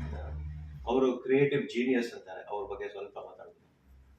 ಅವರ ಕ್ರಿಯೇಟಿವ್ ಜೀನಿಯಸ್ನ ನೋಡೋ ಅವಕಾಶ ನನಗೆ ಸಿಗಲಿಲ್ಲ. ಯಾಕೆಂದರೆ ಅದು ಕಂಡಿದ್ದು ಮಾಲ್ಗುಡಿ ಡೇಸ್ ಆ ಸಂದರ್ಭದಲ್ಲಿ. He was a genius, no doubt. ಆಮೇಲೆ ಎಲ್ಲ ಜೀನಿಯಸಸ್ಸು ನಾವು ಹೇಳ್ತೀವಲ್ಲ ಅಂಥದ್ದು, ಆಲ್ ಜೀನಿಯಸಸ್ ಆರ್ ಡಿವಿಯಂಟ್. ನಾನು ಭಾಳ ಕಡೆ ಹೇಳಿದ್ದೀನಿ. ಬಟ್ ಆ ಡಿವಿಯಂಟ್ ಅನ್ನೋದನ್ನು ಕೆಟ್ಟ ಅರ್ಥದಲ್ಲಿ ನಾನು ಬಳಸಲ್ಲ. ಪ್ರತಿಯೊಬ್ಬನು ಡಿವಿಯಂಟ್ ಆಗಿ ತುಳಿದ ರಸ್ತೆಯಲ್ಲೇ ಹೋದರೆ ಹೊಸದನ್ನು ಸಾಧನೆ ಮಾಡೋಕ್ಕಾಗಲ್ಲ. ಎಲ್ಲರೂ ಈ ರಸ್ತೆಯಲ್ಲಿ ಹೋಗಿದ್ದಾರೆ, ನಾನು ಈ ರಸ್ತೆಯಲ್ಲಿ ಹೋಗಿ ನೋಡ್ತೀನಿ. It may be short route ಅಥವಾ it may be challenging route, but ಇಲ್ಲಿ ಕಾಣದೇ ಇರೋದನ್ನು ಅಲ್ಲಿ ಕಾಣಬಹುದೇನೋ ಅಂತ ಹೋಗ್ತಾನೆ. ಅವನು ಕಂಡ ಶಂಕರ್ನ ಹೊಸತನ್ನು ಸೃಷ್ಟಿಸಿದ. ಹೊಸ ಸೃಷ್ಟಿಯಾಗೋದು ಯಾವಾಗ ಏನಾದ್ರು ಹೊಸದಾಗಿ ಕಂಡಾಗ್ತಾನೆ. ಹೌದೌದು. ಕಾಣದೇ ಇರೋದನ್ನ ಹೇಗೆ ಸೃಷ್ಟಿ ಮಾಡೋದು? ಅದಕ್ಕೆ ಕರ್ನಾಟಕ ಹೇಳ್ತಾರಲ್ಲ, ದೀಪಗಳಿಲ್ಲದ ದಾರಿಯಲ್ಲಿ ನಡೆಯಬಹುದು, ಕನಸುಗಳಿಲ್ಲದ ದಾರಿಯಲ್ಲಿ ನಡೆಯಕ್ಕಾಗತ್ತ ಅಂತ. ಹೌದು ಹೌದು. ಹಾಗೆ ಅವನು ಕನಸುಗಾರ. ನಾನು ಯಾವುದೋ ಒಂದು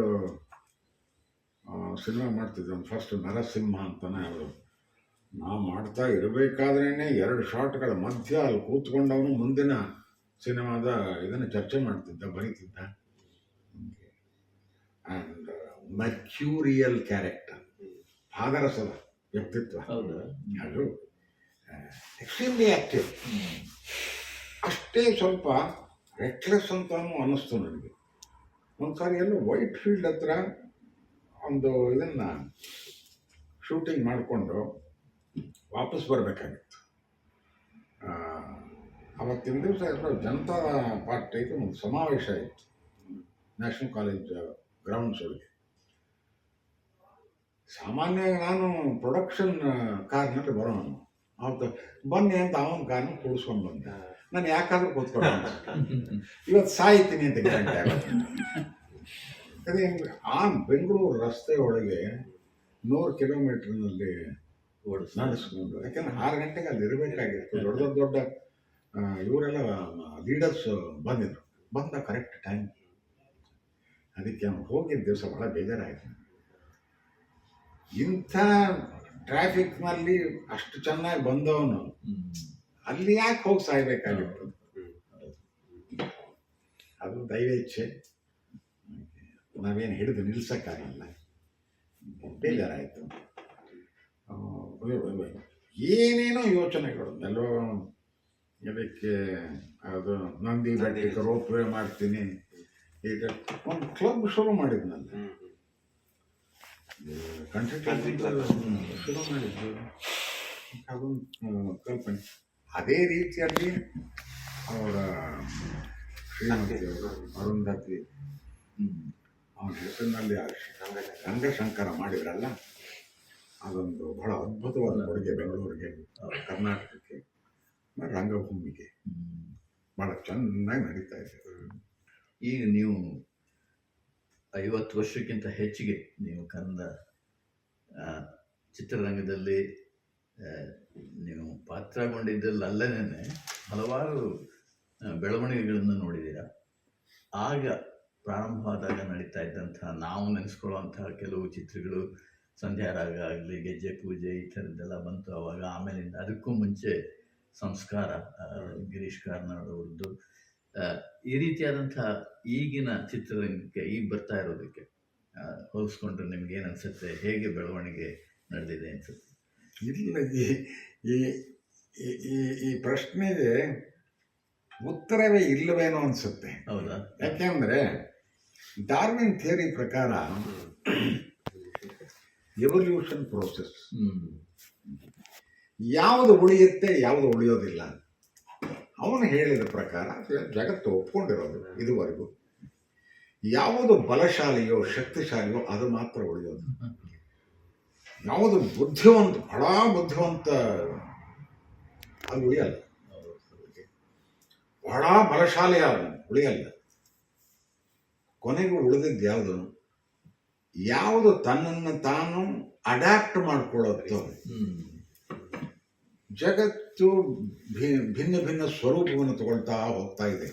ಅವತ್ತಿನಿಂದ ಇವತ್ತಿನವರೆಗೂ, ಇನ್ನು ಮುಂದೆಯೋ ಕಾಲ ಕಾಲಕ್ಕೆ ಬದಲಾವಣೆಗಳಾಗ್ತಾನೆ ಇರುತ್ತೆ. ಇವಾಗ ಟೆಕ್ನಾಲಜಿಯಲ್ಲೇ ನೋಡ್ತಾ ಇದ್ದೀವಿ. ನಾನೊಂದು ಮೊಬೈಲ್ ಅನ್ನೋ ಕಾನ್ಸೆಪ್ಟ್ನ ನಾನು 77ರಲ್ಲಿ ನಾನು ನೋಡಿದ್ದೀನಿ. ಅವಾಗ ಇನ್ನೂ ಅದೇನೋ ಬೀಪ್ ಅಂತ ಗೊತ್ತಿತ್ತು. ಏನದು? ಅದೇ ಒಂದು ದೊಡ್ಡ ಅದ್ಭುತ ಇದು ಅಂತ ಅನ್ಕೊಂಡ್ಬಿಟ್ಟಿದ್ವಿ. ಅದನ್ನಿನ್ನೂ ಅಳವಡಿಸ್ಕೊಳ್ತಾ ಇದ್ವಿ. ಅಷ್ಟೊತ್ತಲ್ಲಿ ಇಲ್ಲ ಕಣ್ರಿ, ಒಬ್ರಿಗೊಬ್ರು ಮಾತಾಡ್ಬೋದಂತೆ ಅಂತ ಅದು ಬಂತು. ಇವಾಗ ಅಲ್ರಿ, ನಾನು ಅಮೇರಿಕಾಗೆ ಹೋಗ್ತಾ ಇದ್ದೀನಿ, ಇಲ್ಲ ಆಸ್ಟ್ರೇಲಿಯಾಗೆ ಹೋಗ್ತಾ ಇದ್ದೀನಿ, ಅಲ್ಲಿಂದ ಬೆಂಗಳೂರಿಗೆ ಫೋನ್ ಮಾಡೋಕ್ಕಾಗುತ್ತೆ? ಹ್ಞೂನಪ್ಪ, ಆಗುತ್ತೆ. ಫ್ರೀಯಾಗಿ. ಸೊ ಅಡ್ಯಾಪ್ಟಬಿಲಿಟಿ ಅವನ್ನೆಲ್ಲ ಬಿಟ್ಟು ಬದುಕಕ್ಕಾಗತ್ತಾ? ಹೌದು. ಇಲ್ಲ, ಅದನ್ನ ಅಡ್ಯಾಪ್ಟ್ ಮಾಡ್ಕೋಬೇಕಾಗುತ್ತೆ. ಹಾಗಾಗಿ ಯಾರು ಆ ಅಡ್ಯಾಪ್ಟಬಲ್ ಆಗಿರ್ತಾರೋ ಅವರು ಬೆಳೀತಾರೆ, ಅಥವಾ ಅಂತಹ ಕೃತಿಗಳು ಬೆಳೆಯುತ್ತವೆ. ಯಾವುದೂ ಕೂಡ ಮಿಥಮ್ ಅಂತ ಒಂದು ಕಡೆ ನಿಲ್ಲಲ್ಲ. ಅದು ಎಕ್ಸ್ಪೆರಿಮೆಂಟಲ್ ಫಿಲ್ಮ್ಸ್ ಅಂತ ಒಂದು ಕಾಲ 70ರ ದಶಕ ಅಂದರೆ ಅದೊಂದು ಅದ್ಭುತವಾದ ಕಾಲ. ಹೌದು. ಅಲ್ಲಿ ಸಾಹಿತ್ಯ, ಸಂಗೀತ, ಪೇಂಟಿಂಗು, ನಾಟಕ, ಸಿನಿಮಾ ಎಲ್ಲವೂ ಕೂಡ ಒಂದು ಹೊಸ ರೂಪವನ್ನು ಪಡ್ಕೊಳ್ಳುತ್ತೆ. ಇದೊಂದು ಕ್ರಾಂತಿ, ಸಾಂಸ್ಕೃತಿಕ ಕ್ರಾಂತಿ ಅಂತ ಹೇಳಬಹುದು. ಹಿಂದೆ ಮಾಡಿದ್ದು ಅವರೇನು ಮಾಡಿಲ್ಲ ಅಂತಲ್ಲ, ಹಿಂದೆ ಏನೋ ಮಾಡ್ತಾ ಇದ್ರು, ಅದಕ್ಕಿಂತ ಭಿನ್ನವಾಗಿತ್ತು. ಆಮೇಲೆ ಹೊಸ ಯೋಚನೆ ಇತ್ತು, ಅಲ್ಲಿ ಸ್ವಂತ ಯೋಚನೆಗಳಿತ್ತು. ಅಲ್ಲಿವರೆಗೂ ನವೋದಯ ಸಾಹಿತ್ಯ ಅಂತ ಬಹಳ ಕಾಲದಿಂದ ನಡೆದು ಬಂದಿತ್ತು. ನವ್ಯ ಅಂತ ಬಂತು. ಅಡಿಗರು ಒಂದು ನವ್ಯದ ಪಂಥವನ್ನು ಹುಟ್ಟಾಕಿದ್ರು. ಆವಾಗ ಅವ್ರನ್ನ ಒಪ್ಕೊಳ್ದೇ ಇದ್ದವ್ರು ಇದ್ರು. ಹಳಬರು ಇವನೇನು ಬರೀತಾನ್ರಿ, ಒಳ್ಳೆ ಪ್ರೋಸ್ ಬರೆದ್ಬಿಟ್ಟು ಇದನ್ನು ಪೊಯಿಟ್ರಿ ಅಂತಾನೆ ಅಂತ ಹೇಳಿದವ್ರು ಇದ್ರು. ಈ ಕಡೆಯವರು, ಈ ಪಂಥದವರು, ಅದೇನ್ರಿ ಅದು ಯಾವುದೋ ಪುರಾಣದ ಕತೆ ಇಟ್ಕೊಂಡು ಪದ್ಯ ಬರಿತೀನಿ, ಇದನ್ನು ಬರಿತೀನಿ. ಇವತ್ತು ಜನ ಇಲ್ಲಿ ಹೇಗೆ ಬದುಕ್ತಾ ಇದ್ದಾರೆ, ಹೇಗೆ ಒದ್ದಾಡ್ತಾ ಇದ್ದಾರೆ, ಅವರ ಸಂಕಟಗಳೇನು, ಅದಕ್ಕೇನು ನಿವಾರಣೆ, ಈ ವಿಷಯಗಳನ್ನ ಇಟ್ಕೊಂಡು ಬರೀಬೇಕು ಅಂತ. ಇದು ಸ್ವಲ್ಪ ವೆಸ್ಟರ್ನ್ ಇನ್ಫ್ಲೂಯೆನ್ಸಿಂದ ಬಂದಿದ್ದು. ಮಾಡರ್ನ್ ಪೊಯೆಟ್ರಿ ಅಂತ ಅಲ್ಲಿದ್ದು, ನವ್ಯ ಅಂತ ಇಲ್ಲಿ ಬಂತು. ಹೀಗಾಗಿ ಜನ ಈ ಕಡೆಗೂ ಒಲವು ತೋರಿಸಿದ್ರು. ಅದು ಸಾಯೋಕ್ಕೆ ಬಿಡಲಿಲ್ಲ, ಅದು ಬೆಳೀತು. ಇದು ಹೊಸದಾಗಿ ಬೆಳೆಯೋಕ್ಕೆ ಶುರುವಾಯಿತು. ಇದು ಅಲ್ಲಿಗೆ ನಿಲ್ಲಿಲ್ಲ, ಅದೇನೋ ನವ್ಯೋತ್ತರ ಅಂತಾಯಿತು, ಬಂಡಾಯ ಅಂತಾಯಿತು, ಇನ್ನೂ ಬೇರೆ ಬೇರೆ ಹೆಸರಿನಲ್ಲೇ ಪ್ರಗತಿಶೀಲ ಸಾಹಿತ್ಯ ಅಂತ ಬಂತು. ಸೊ ನೀವು ಕೇಳಿದ ಪ್ರಶ್ನೆ ಉತ್ತರ ಇಲ್ಲಿದೆ. ಬೇರೆ ಬೇರೆ ಕಾಲಕದಲ್ಲಿ ಬೇರೆ ಬೇರೆ ರೀತಿಯ ಯೋಚನೆಗಳು ಬಂತು, ಬೇರೆ ಬೇರೆ ರೀತಿಯ ಅಭಿಪ್ರಾಯಗಳು ಬಂತು, ಸ್ಪಂದನೆಗಳು ಬಂತು. ಅದಕ್ಕೆ ತಕ್ಕ ಹಾಗೆ ಸಾಹಿತ್ಯ, ಸಂಗೀತ, ನಾಟಕ, ಸಿನಿಮಾ ಎಲ್ಲವೂ ಬದಲಾವಣೆ. ಇವಾಗ ಯಾವುದೋ ಒಂದು ಏಕಾಂಕ ನಾಟಕಗಳನ್ನು ಮಾಡ್ತಿದ್ರು ಸ್ಕೂಲು, ಕಾಲೇಜುಗಳಲ್ಲಿ. ಅದನ್ನು ತಗೊಂಬಂದು ರವೀಂದ್ರ ಕಲಾಕ್ಷೇತ್ರದಂತಹ ದೊಡ್ಡ ವೇದಿಕೆಯಲ್ಲಿ 2.5 ಗಂಟೆಗಳ ಕಾಲ ಪೂರ್ಣ ಪ್ರಮಾಣದ ನಾಟಕಗಳು ಅಂತ ಬಂತು. ಅವು ವಿಚಾರವಾದಿ ನಾಟಕಗಳಾಯಿತು. ಬರೀ ಡ್ರಾಯಿಂಗ್ ರೂಮ್ ಕಾಮಿಡೀಸ್ ಆಗಲಿಲ್ಲ. ಬದಲಾವಣೆಗಳು ಆಗಿವೆ. ಪ್ರೇಕ್ಷಕರು ಅದನ್ನು ಹೇಗೆ ಪೋಷಿಸಿದರು ಅದು ಮುಖ್ಯವಾಗಿದೆ. ಒಂದು ಕಾಲಕ್ಕೆ ಪಟ್ಟಣ ಕಣಗಾಲ ಸಿನಿಮಾಗಳನ್ನು ಎತ್ತಿ ಹಿಡಿದರು. ಆ ರೀತಿ ಸಿನಿಮಾಗಳು ಇದುವರೆಗೂ ಬಂದೇ ಇಲ್ಲ, ಮುಂದೆಂದು ಬರೋದೇ ಇಲ್ಲ ಅಂತನೂ ಹೇಳಿದರು. ಹಾಗಾಗಲಿಲ್ವಲ್ಲ, ಅವರ ಕಾಲನೂ ಮುಗೀತು. ಇನ್ನೇನು ಒಂದು ಹೊಸ ಕಾಲ ತಂದರು, ಹೊಸ ರೀತಿಯ ಯೋಚನೆ ಮಾಡಿದ್ರು. ಅದನ್ನೂ ಮೆಚ್ಕೊಂಡ್ರು ಜನ. ಅದೇ ಸರ್ವಸ್ವ ಅಂತ ಅಂದ್ಕೊಂಡ್ರು. ಮಾರನೇ ದಿವಸ ಇನ್ನೊಂದು ಯಾವುದೋ ಬಂತು. ಇವತ್ತು ಕೂಡ ಹೊಸ ಚಿಂತನೆಗಳು ಬರ್ತಾನೇ ಇವೆ. ಹಾಗಾಗಿ ಹೊಸ ನಿರ್ದೇಶಕರು, ಹೊಸ ಯೋಚನೆಗಳು, ಹೊಸ ನಿರೂಪಣಾ ಶೈಲಿಗಳು ಬೆಳ್ಕೊಂಡು ಬಂದಿವೆ. ಆಮೇಲೆ ನಿಮ್ಮ ಹವ್ಯಾಸಗಳೇನು ಸರ್? ಹವ್ಯಾಸ ನನಗೆ ಇಸ್ಪೀಟ್ ಆಡೋ ಚಟ ಇಲ್ಲ, ಇತ್ತು, ಅದು ಬಿಟ್ಟು ಹೋಯ್ತು. ಹರಟೆಗೆ ಸಮಯವೇ ಇಲ್ಲ ನನಗೆ, ಸಂವಾದಕ್ಕೆ ಸಮಯ ಇದೆ. ಈಗ ನಿಮ್ಮ ಜೊತೆ ಕೂತ್ಕೊಂಡು ಇನ್ನು 6 hours ನಾನು ಮಾತಾಡೋದು, ಇದು ಸಂವಾದ ಮಾಡಿದೆ. ಹರಟೆಗೆ ನನಗೆ ಅದು ಇತ್ತೀಚಿನ ದಿನಗಳಲ್ಲಿ ಸ್ವಲ್ಪ ಹೆಚ್ಚು ಕಾಡುತ್ತೆ ನನಗೆ. ಇಲ್ಲ, ನಾನು 83 ವರ್ಷ ಆಗೋಯ್ತು. ನಾನೇನು ಇಂದ್ರಜಿತ್ ಅಲ್ಲ, ಸರ್ವಕಾಲಕ್ಕೂ ಬದುಕಿರ್ತೀನಿ ಅಂತ. ಇರೋ ಸಮಯವನ್ನು ಸರಿಯಾಗಿ ಬಳಸ್ಕೋಬೇಕು. ಒಂದು ಅದಕ್ಕೆ ಸತ್ಸಂಗ, ಹೌದು. ಜೊತೆಲಿ ಯಾರು ಇರ್ತಾರೆ ಅವರು ಅವ್ರ ಜೊತೆ ಸಂವಾದ ಸಾಧ್ಯ ಆಗಬೇಕು. ಹರಟೆಗೆ ಬಹಳ ಜನ ಸಿಗ್ತಾರೆ. ಹರಟೆ ಹೊಡೆಯುವಷ್ಟು ಸಮಯ ಉಳಿದಿಲ್ಲ ನನಗೆ, ಸಂವಾದಕ್ಕೆ ಸಮಯ. ಆಮೇಲೆ ಕೊನೆಯದಾಗಿ ಚಿತ್ರದುರ್ಗದಿಂದ ಚಿತ್ರರಂಗಕ್ಕೆ ಸಹಜ ನಟ ಶ್ರೀ ದತ್ತಣ್ಣ ಅವರ ಜೀವನದ ಸಮ್ಮರಿ ಅಂದ್ರೆ ಒಂದು 2 ಲೈನಲ್ಲಿ ನೀವೇನು ಹೇಳ್ಬೋದು? 83 ವರ್ಷವನ್ನು 2 ಲೈನ್ ಹೇಳಿಸೋ ಪ್ರಯತ್ನ ಮಾಡ್ತಾರೆ. ಇದಕ್ಕೆ ನಮ್ಮ ಹಿಂದಿನ ಕಾಲದಲ್ಲಿ ಕಾಂಪೋಸಿಷನ್ ಇರ್ತಿತ್ತಲ್ಲ, ಪ್ಯಾರಾಫ್ರೇಸಿಂಗ್. ಈ ಪ್ಯಾಸೇಜ್ ಕೊಟ್ಬಿಟ್ಟು ಇದನ್ನ 1/3 ಇಳಿಸ್ರಿ ಅಂತ ಹೇಳೋದು. ಹಾಗಾಗತ್ತೆ. ಏನಿಲ್ಲ, ನನಗೊಬ್ಬನಿಗೆ ಅಲ್ಲ, ನಾನು ಅಕ್ಕಪಕ್ಕದವ್ರ ಜೊತೆನಲ್ಲೂ ಮಾತನಾಡಿದಾಗ ಇದೇ ನನ್ನ ವಯೋಮಾನದವರ ಇದರೊಳಗೆ ಬಾಯಿನಲ್ಲಿ ಬರೋ ಮಾತು ಅಂದರೆ, ನಾವು ಬಹಳ ಸಮಯವನ್ನು ವ್ಯರ್ಥ ಮಾಡಿದ್ದೀವಿ, ಇನ್ನೂ ಚೆನ್ನಾಗಿ ಅದನ್ನು ಬಳಸ್ಕೋಬೇಕಾಗಿತ್ತು, ತಪ್ಪು ಮಾಡಿದ್ದೀವಿ ಅನ್ನೋ ಒಂದು ಇದು ರಿಗ್ರೆಟ್ ಎಲ್ಲರ ಬಾಯಿನಲ್ಲೂ ಕೇಳಿದೆ. ನನಗೂ ಅದು ಅಪ್ಲೈ ಆಗತ್ತೆ. ನಾನು ಹೇಳ್ತೀವಲ್ಲ, ಅದು ಬಹಳ ಬ್ಯೂಟಿಫುಲ್ ಸ್ಟೇಟ್ಮೆಂಟ್ ಒಂದು. Youth a blunder, manhood a struggle, old age a regret. ಈ 16-17 ವರ್ಷ ಎಂಥ ಅದ್ಭುತವಾದ ವಯಸ್ಸದು. ಜಗತ್ತನ್ನು ನಿನ್ನ ಮುಷ್ಟಿಯಲ್ಲಿ ಇಟ್ಕೊಂಡಿದ್ದೀವಿ ಅಂತ ಹೇಳ್ತೀವಲ್ಲ, ಕರ್ನಾಟಕ ಆ ಥರ ಅದನ್ನು ಹಿಡಿಯೋದಕ್ಕೆ ಪ್ರಯತ್ನ ಮಾಡ್ತಿರ್ತೀವಿ. Bubbling with energy. ಬಟ್ ಅದನ್ನು ಹಾಳು ಮಾಡ್ಕೊಂಡವ್ರು ಬಹಳ ಜನ, ಅದನ್ನು ಬಳಸ್ಕೊಂಡವ್ರು ಬಹಳ ವಿರಳ. ಗೊತ್ತಾಗಲ್ಲ ನಮ್ಗೆ ಆ ಸಮಯದಲ್ಲಿ. ಸರಿಯಾದ ಮಾರ್ಗದರ್ಶನ ಸಿಕ್ಕರೆ ಮಾತ್ರ ಪಾದರಸ ಆ ಚಾನೆಲ್ನಲ್ಲಿ ಹೋಗೋದು. ಹಾಕಿದ್ರೆ ಆ ಕಡೆ ಹೊಡೆದು ಚೂರಾಗುತ್ತೆ. ಆಗಲಿ ಏನೋ ಫಸ್ಟ್ 18 ವರ್ಷ ಮುಗಿದಾಯ್ತು, ಇವಾಗ ಸ್ವಲ್ಪ ಬುದ್ಧಿ ಬಂದಿದೆ ನಮಗೆ, ಈಗಾದ್ರೂ ಸರಿಯಾಗಿದೆ. ಯೂತ್ ಬ್ಲಂಡರ್ ಆಗೋಯ್ತು. ಮ್ಯಾನ್ಹುಡ್ ಬಹಳ ಇದಾಗಿ ಹೋದು. ಆಗಿನ ಪಾಪ ನಮ್ಮ ಮೇಷ್ಟ್ ಹೇಳ್ತಾ ಇದ್ರು, ಯಾವುದಾದ್ರೂ ಒಂದು ಶೇಕ್ಸ್ಪಿಯರ್ದು ಇದನ್ನ ಚೆನ್ನಾಗಿ ಓದ್ಕೋಬೇಕಪ್ಪ, ಇಲ್ಲಿದ್ರೆ ನಿಮ್ಮ ಜೀವನ ಸಾರ್ಥಕ ಆಗಲ್ಲ ಅಂತ. ಈ 4 ಪುಸ್ತಕ ಓದಬೇಕು. ಯಾವುದಾದ್ರು history of civilisation, will Durand,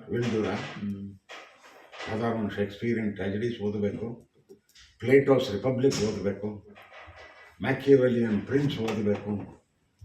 ಅದನ್ನೆಲ್ಲ ಚೈಲ್ಡ್ಹುಡ್ನಲ್ಲಿ ಓದ್ಬಿಡ್ಬೇಕಾಗಿತ್ತು. ಹೇಗೆ ಮುಂದುವರೆಸಿದ್ರು, ಮುಂದೆ ಹಾಕಿ ನಾಳೆ ಮಾಡೋಣ ಅಂತ.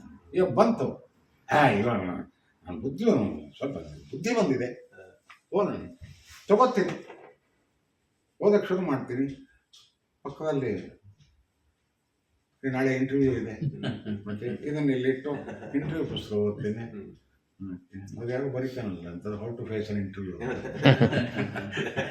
ಏನೋ ಅದರೊಳಗೆ ಸಾಧನೆ ಮಾಡ್ತೀನಿ. ಆ್ಯಕ್ಚುಲಿ ನಾನು 1000 ಜನ ಇಂಟರ್ವ್ಯೂ ಮಾಡಿದ್ದೀನಿ. ಅಲ್ಲಿ ನಾವು ಕೇಳೋದು ಆ ಮನುಷ್ಯನ ಯೋಚನೆ ಆಗಿದೆ ಅಂತ ತಿಳ್ಕೊಳ್ಳೋಕ್ಕೆ. ಟಿಂಬಕ್ಟು ಪ್ರೆಸಿಡೆಂಟ್ ಯಾರು ಅಂತ ನಾನು ಎಂದೂ ಕೇಳಿಲ್ಲ. ನನ್ನ ಸಂಸ್ಥೆಗೆ ಅವನು ಉಪಯೋಗ ಆಗ್ತಾನೆ ಇಲ್ವೋ ಅದೇ ಮಾತ್ರ. ಸ್ವಂತ ಚಿಂತನೆ ಕೆಲಸ ಮಾಡುತ್ತೆ. ಆಗ ಆ ತರಹ ಇವು ಯಾವುದು ಕೂಡ ಆಗಲ್ಲ. ಯಾಕೆ ಅಂದರೆ ಒಂದಾದ ಒಂದು ಬರೀ ಸ್ಟ್ರಗಲ್ ಅಲ್ಲ ಇದು. ಮ್ಯಾನ್ಹುಡ್ ಸೀರೀಸ್ ಆಫ್ ಸ್ಟ್ರಗಲ್ ಆಗೋಗುತ್ತೆ. ಪಕ್ಕದಲ್ಲಿ ಹೆಂಡತಿ ಬರ್ತಾಳೆ, ಗಾಣದೆತ್ತು, ಓಕೆ, ಅವಳನ್ನು ಸ್ಯಾಟಿಸ್ಫೈ ಮಾಡಬೇಕು, ಓಕೆ, ಅವಳಿಗೆ ಲೋಲ ಕೊಡಿಸ್ಬೇಕು, ದುಡ್ಡಿಲ್ಲ, ಅಲ್ಲೆಲ್ಲ EMI, ಇನ್ಯಾವುದು ಕೆಲಸ ಚೇಂಜ್ ಮಾಡಬೇಕು. ಒಂದಾದ್ಮೇಲೆ ಒಂದು ಏನೋ ಮುಗಿಯುತ್ತೆ ಅನ್ನೋದಾದ್ರೆ ಎಲ್ಲ ಮುಗೀತು ಕಣ್ರಿ. ಫಸ್ಟಾಗ ನಾನು ರಮೇಶ್ ಚಂದ್ರ ಬಂದು ದೊಡ್ಡ ಮನೆ ಕಟ್ಟಿ ಇದ್ದೀನಿ, ಆಯಿತು. ಮನೆ EMIನಲ್ಲಿ ಹೋಗ್ತಾ ಇದೆ. ಇಲ್ಲಿ ಬಂದು ಏನು ಸಮಾಚಾರ? ಅಲ್ಲ ಮಗಳದು, ಏನು ಮಗಳು? ಕಾಲೇಜಿನ ಬಂದಿರ್ತಾನೆ ಅಲ್ಲ, ಬಂದು ಕರೆಕ್ಟು ಅವಳೇನೋ ಅಮೆರಿಕಾಗೆ ಹೋಗ್ಬೇಕಂತ ಓದಕ್ಕೆ. ಯಾಕೆ ಇಲ್ಲಿ ಮೊನಾಶ್ ಯೂನಿವರ್ಸಿಟಿ ಇದೆಲ್ಲ ಹೋಗೋಕ್ಕಾಗಲ್ಲ, ಇಲ್ಲ ಅದೇನೋ ಅಲ್ಲೇ MITಗೆ ಹೋಗ್ಬೇಕಂತ ಹೇಳಿ. ಹೋಗ್ಲಿ ಬಿಡು, ಅಪ್ಲೈ ಮಾಡೋಕ್ಕೆ. ಅಲ್ಲ, ಅಪ್ಲಿಕೇಶನ್ ಫೀ 19 ಲಕ್ಷ ಅಂತೆ ಅಪ್ಲಿಕೇಶನ್ ಫೀ. ಆಯಿತು, ಸೆಲೆಕ್ಟ್ ಆಗಬೇಕಂತ. ಹೋಗ್ಲಿ ಬಿಡು, ಸೆಲೆಕ್ಟ್ ಆದ್ರೆ. ಅಲ್ಲ, ಅಲ್ಲಿ ಫೀಸು ಎಷ್ಟಾಗುತ್ತೆ ಅಂತ. ಅದಕ್ಕೆ ಏನೋ ಒಂದು 8 ಕೋಟಿ ಏನಾಗುತ್ತೆ. ಅಯ್ಯೋ ರಾಮ್ರೆ, ಸೊ ಅದನ್ನು ಮಗಳನ್ನ ಕಳ್ಕೊಳ್ಳೋ ಹಂಗಿಲ್ಲ, ಹೆಂಡತಿನ ಕಳ್ಕೊಳ್ಳೋ ಹಂಗಿಲ್ಲ, ನನ್ನನ್ನು ಕಳ್ಕೊಳ್ಳೋ ಹಂಗಿಲ್ಲ. ನನ್ನನ್ನು ಮಾರಿದ್ರು 8 ಕೋಟಿ ಸಿಗಲ್ಲ. ಬಟ್ ಮಾಡ್ಕೋಬೇಕು. So like this manhood becomes a series of struggles. So ಆ ಉಳಿದಿದ್ದು 4 ಪುಸ್ತಕ ಪಕ್ಕದಲ್ಲೇ ಇದೆ. ನೆಕ್ಸ್ಟ್ 21 ವರ್ಷ 25 ವರ್ಷ, the day comes you retire. ನೋಡಪ್ಪ, ಈಗ ಏನೂ ಇಲ್ಲ, ಆರಾಮಾಗಿದ್ದೇನೆ. ಎಲ್ಲದೇನೋ 4 ಪುಸ್ತಕ ಓದ್ಬೇಕು ಅಂತ ನನಗೆ ಇಷ್ಟೆತ್ತ ಧೂಳಿದೆ, ಎಲ್ಲ ಹೊಡೆದು ಮಾಡಿ ಹಂಗೆ ತಗೊಳ್ತಾನೆ. 3 ಪೇಜಿಂದ ಮುಂದಕ್ಕೆ ಹೋಗ್ಬೇಕಾಗಲ್ಲ. ಯಾಕೆ? Eyes are not supportive. 100 meters run ಮಾಡ್ತಿದ್ದೆ ಕಣ್ರಿ, ಆವಾಗ ಅದನ್ನು ಕಂಟಿನ್ಯೂ ಮಾಡ್ಬೇಕು. ಈಗ I will do it now. ನೀವು will not support. See, what will you do? You can sit idle, relax, and repent. You can repent at leisure. ಆರಾಮಾಗಿ you can repent. ಏನೇನೇನೇನು ಮಾಡೋಕ್ಕಾಗಲಿಲ್ಲ ಅನ್ನೋದ್ರ ಬಗ್ಗೆ I keep on repent. That is the regret of life. ಇದು ಆಗೋಕ್ಕೆ ಬಿಡಬಾರ್ದು. ಏನು, only one. At every stage we have to assess ಅವರ ಒಂದು ಆತ್ಮ ಅವಲೋಕನ ಅನ್ನೋದು ಬಹಳ ಸಣ್ಣ ವಯಸ್ಸಿನಿಂದಲೇ ಶುರುವಾಗಿದೆ. ಅದಕ್ಕೆ ಅಕ್ಕಪಕ್ಕದಲ್ಲಿ ಯಾರಿದ್ದಾರೆ ಅವರು ಬಹಳ ಮುಖ್ಯರಾಗ್ತಾರೆ. ಮನೆ ವಾತಾವರಣ ಮುಖ್ಯ ಆಗುತ್ತೆ. ನಾವು ಯಾರ ಜೊತೆಯಲ್ಲಿ ನಾವು ಸಂಘ ಬೆಳೆಸ್ತೀವಿ ಅದು ಮುಖ್ಯ ಆಗುತ್ತೆ. ನಮ್ಮ ಸ್ಕೂಲ್ ಮೇಷ್ಟ್ರುಗಳು ಮುಖ್ಯ ಆಗ್ತಾರೆ. ಅದನ್ನೇ ಜೀವನಕ್ಕಾಗಿ ರೂಪಿತವಾಗ್ತಿದ್ದೀವಿ ನಾವು. ಮುಂದಿನ ಪ್ರಜೆಗಳಾಗಿ ರೂಪಿತವಾಗ್ತೀವಿ. ಇವರೆಲ್ಲರೂ ಕೂಡ ನಮಗೆ ಸಹಾಯ ಮಾಡ್ತಾರೆ. ಇಷ್ಟೆಲ್ಲ ಆದಮೇಲೆ ಕಡೆಗೆ ಇನ್ನೊಂದು ರಿಗ್ರೆಟ್ ಬರಬಾರ್ದು. ಇಷ್ಟೆಲ್ಲ ಸರಿ, ಇವೆಲ್ಲ ಪಡ್ಕೊಂಡೆ, ನಾನೇನು ಮಾಡಿದೆ ವಾಪಸ್ಸು. ಇದೊಂದು ಬಹಳ ದೊಡ್ಡ ರಿಗ್ರೆಟ್ ಬರುತ್ತೆ. ಬರೀ ಕೈ ಚಾಚಿದೆ. ಇದನ್ನು ಈ ಥರ ಯಾವಾಗ ಮಾಡಿದ್ದು? ಇದು ಮಾಡಬೇಕಲ್ವ. ಆ ದೊಡ್ಡ ಸಮಾಜಕ್ಕೆ ನಾನೊಂದಿಷ್ಟು ವಾಪಸ್ ಕೊಡುಗೆ ಕೊಡಬೇಕಲ್ಲ. ಹೇಳಿದ್ರೆ ನಮ್ಮ ಮನಸ್ಸಿಗೆ ಸಮಾಧಾನ ಸಿಗೋದಿಲ್ಲ. ಆ ರಿಗ್ರೆಟ್ ಬರದೇ ಇರೋ ಹಾಗೆ ಕಾಲಕ್ಕೆ ನನ್ನಿಂದ ಏನಾಗುತ್ತೋ ಅದನ್ನು ಸಮಾಜಕ್ಕೆ ವಾಪಸ್ ಕೊಡೋದು. ಏನಾಗುತ್ತೋ ಅದು.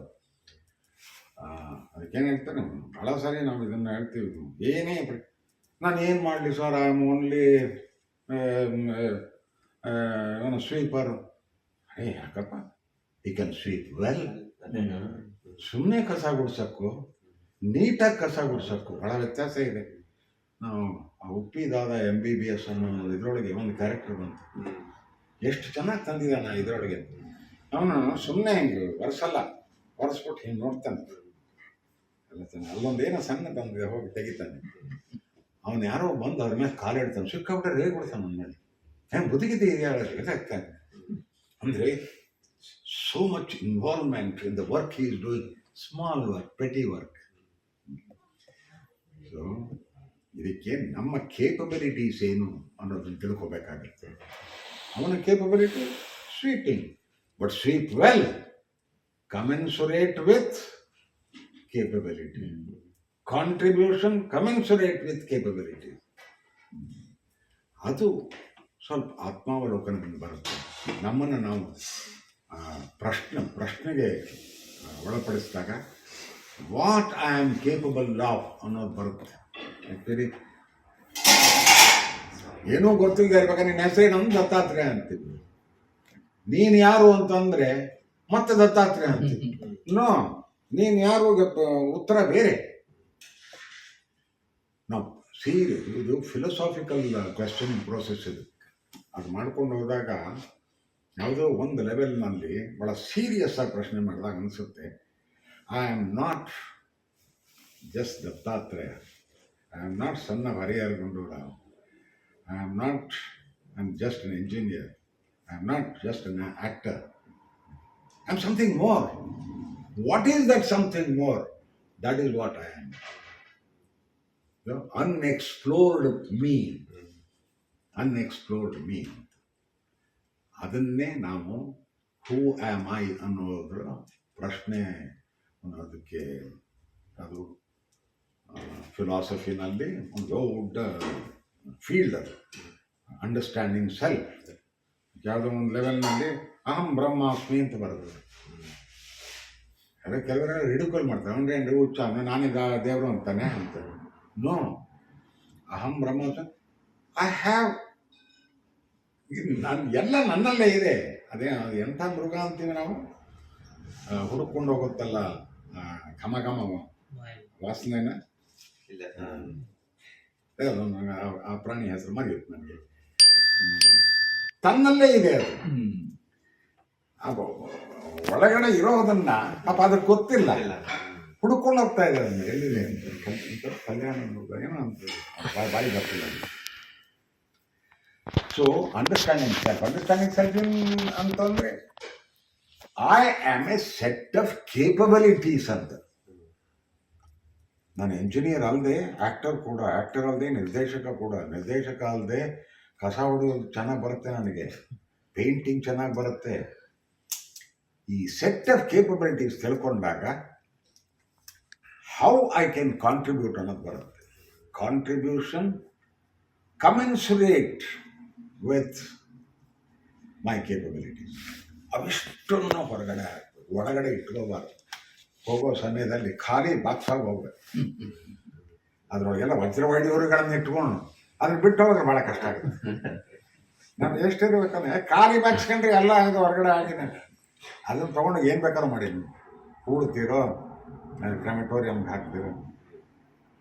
ಈ ಒಂದು ಸಂತೋಷದ ದಿನಕ್ಕಾಗಿ ನಾವು ಸಮಾಜಕ್ಕೆ ವಾಪಸ್ ಕೊಡಬೇಕಾಗುತ್ತೆ. ಅದು ಬೇರೆ ಬೇರೆ ರೀತಿಯಲ್ಲಿ. ಇವರ್ಯಾರೋ ಒಂದು ಕನ್ನಡ ಸಂಘ ಹುಟ್ಟಾಕ್ತಾರೆ, ಇವರ್ಯಾರೋ ಒಂದು ಕನ್ನಡ ಚಾನೆಲ್ ಹುಟ್ಟಾಕ್ತಾರೆ, ಇನ್ನೊಬ್ಬರು ಸಮಾಜ ಸೇವೆ ಮಾಡ್ತಾನೆ. There are avenues open. ಅವರನ್ನು ನಾವು ಬಳಸ್ಕೋಬೇಕು.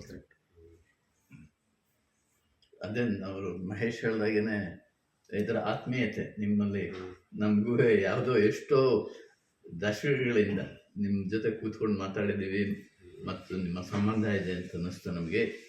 ಇವತ್ತು ಸಮಯ ಮಾಡಿಕೊಂಡು ನಮ್ಮ ಸಿಡ್ನಿ ಕನ್ನಡವಾಣಿ ಬಾನುಲಿ ಕಾರ್ಯಕ್ರಮಕ್ಕೆ ನೀವು ಈ ಸಂದರ್ಶನ ಕೊಟ್ಟಿದ್ದಕ್ಕೆ ಬಹಳ ಧನ್ಯವಾದಗಳು ದತ್ತಣ್ಣ.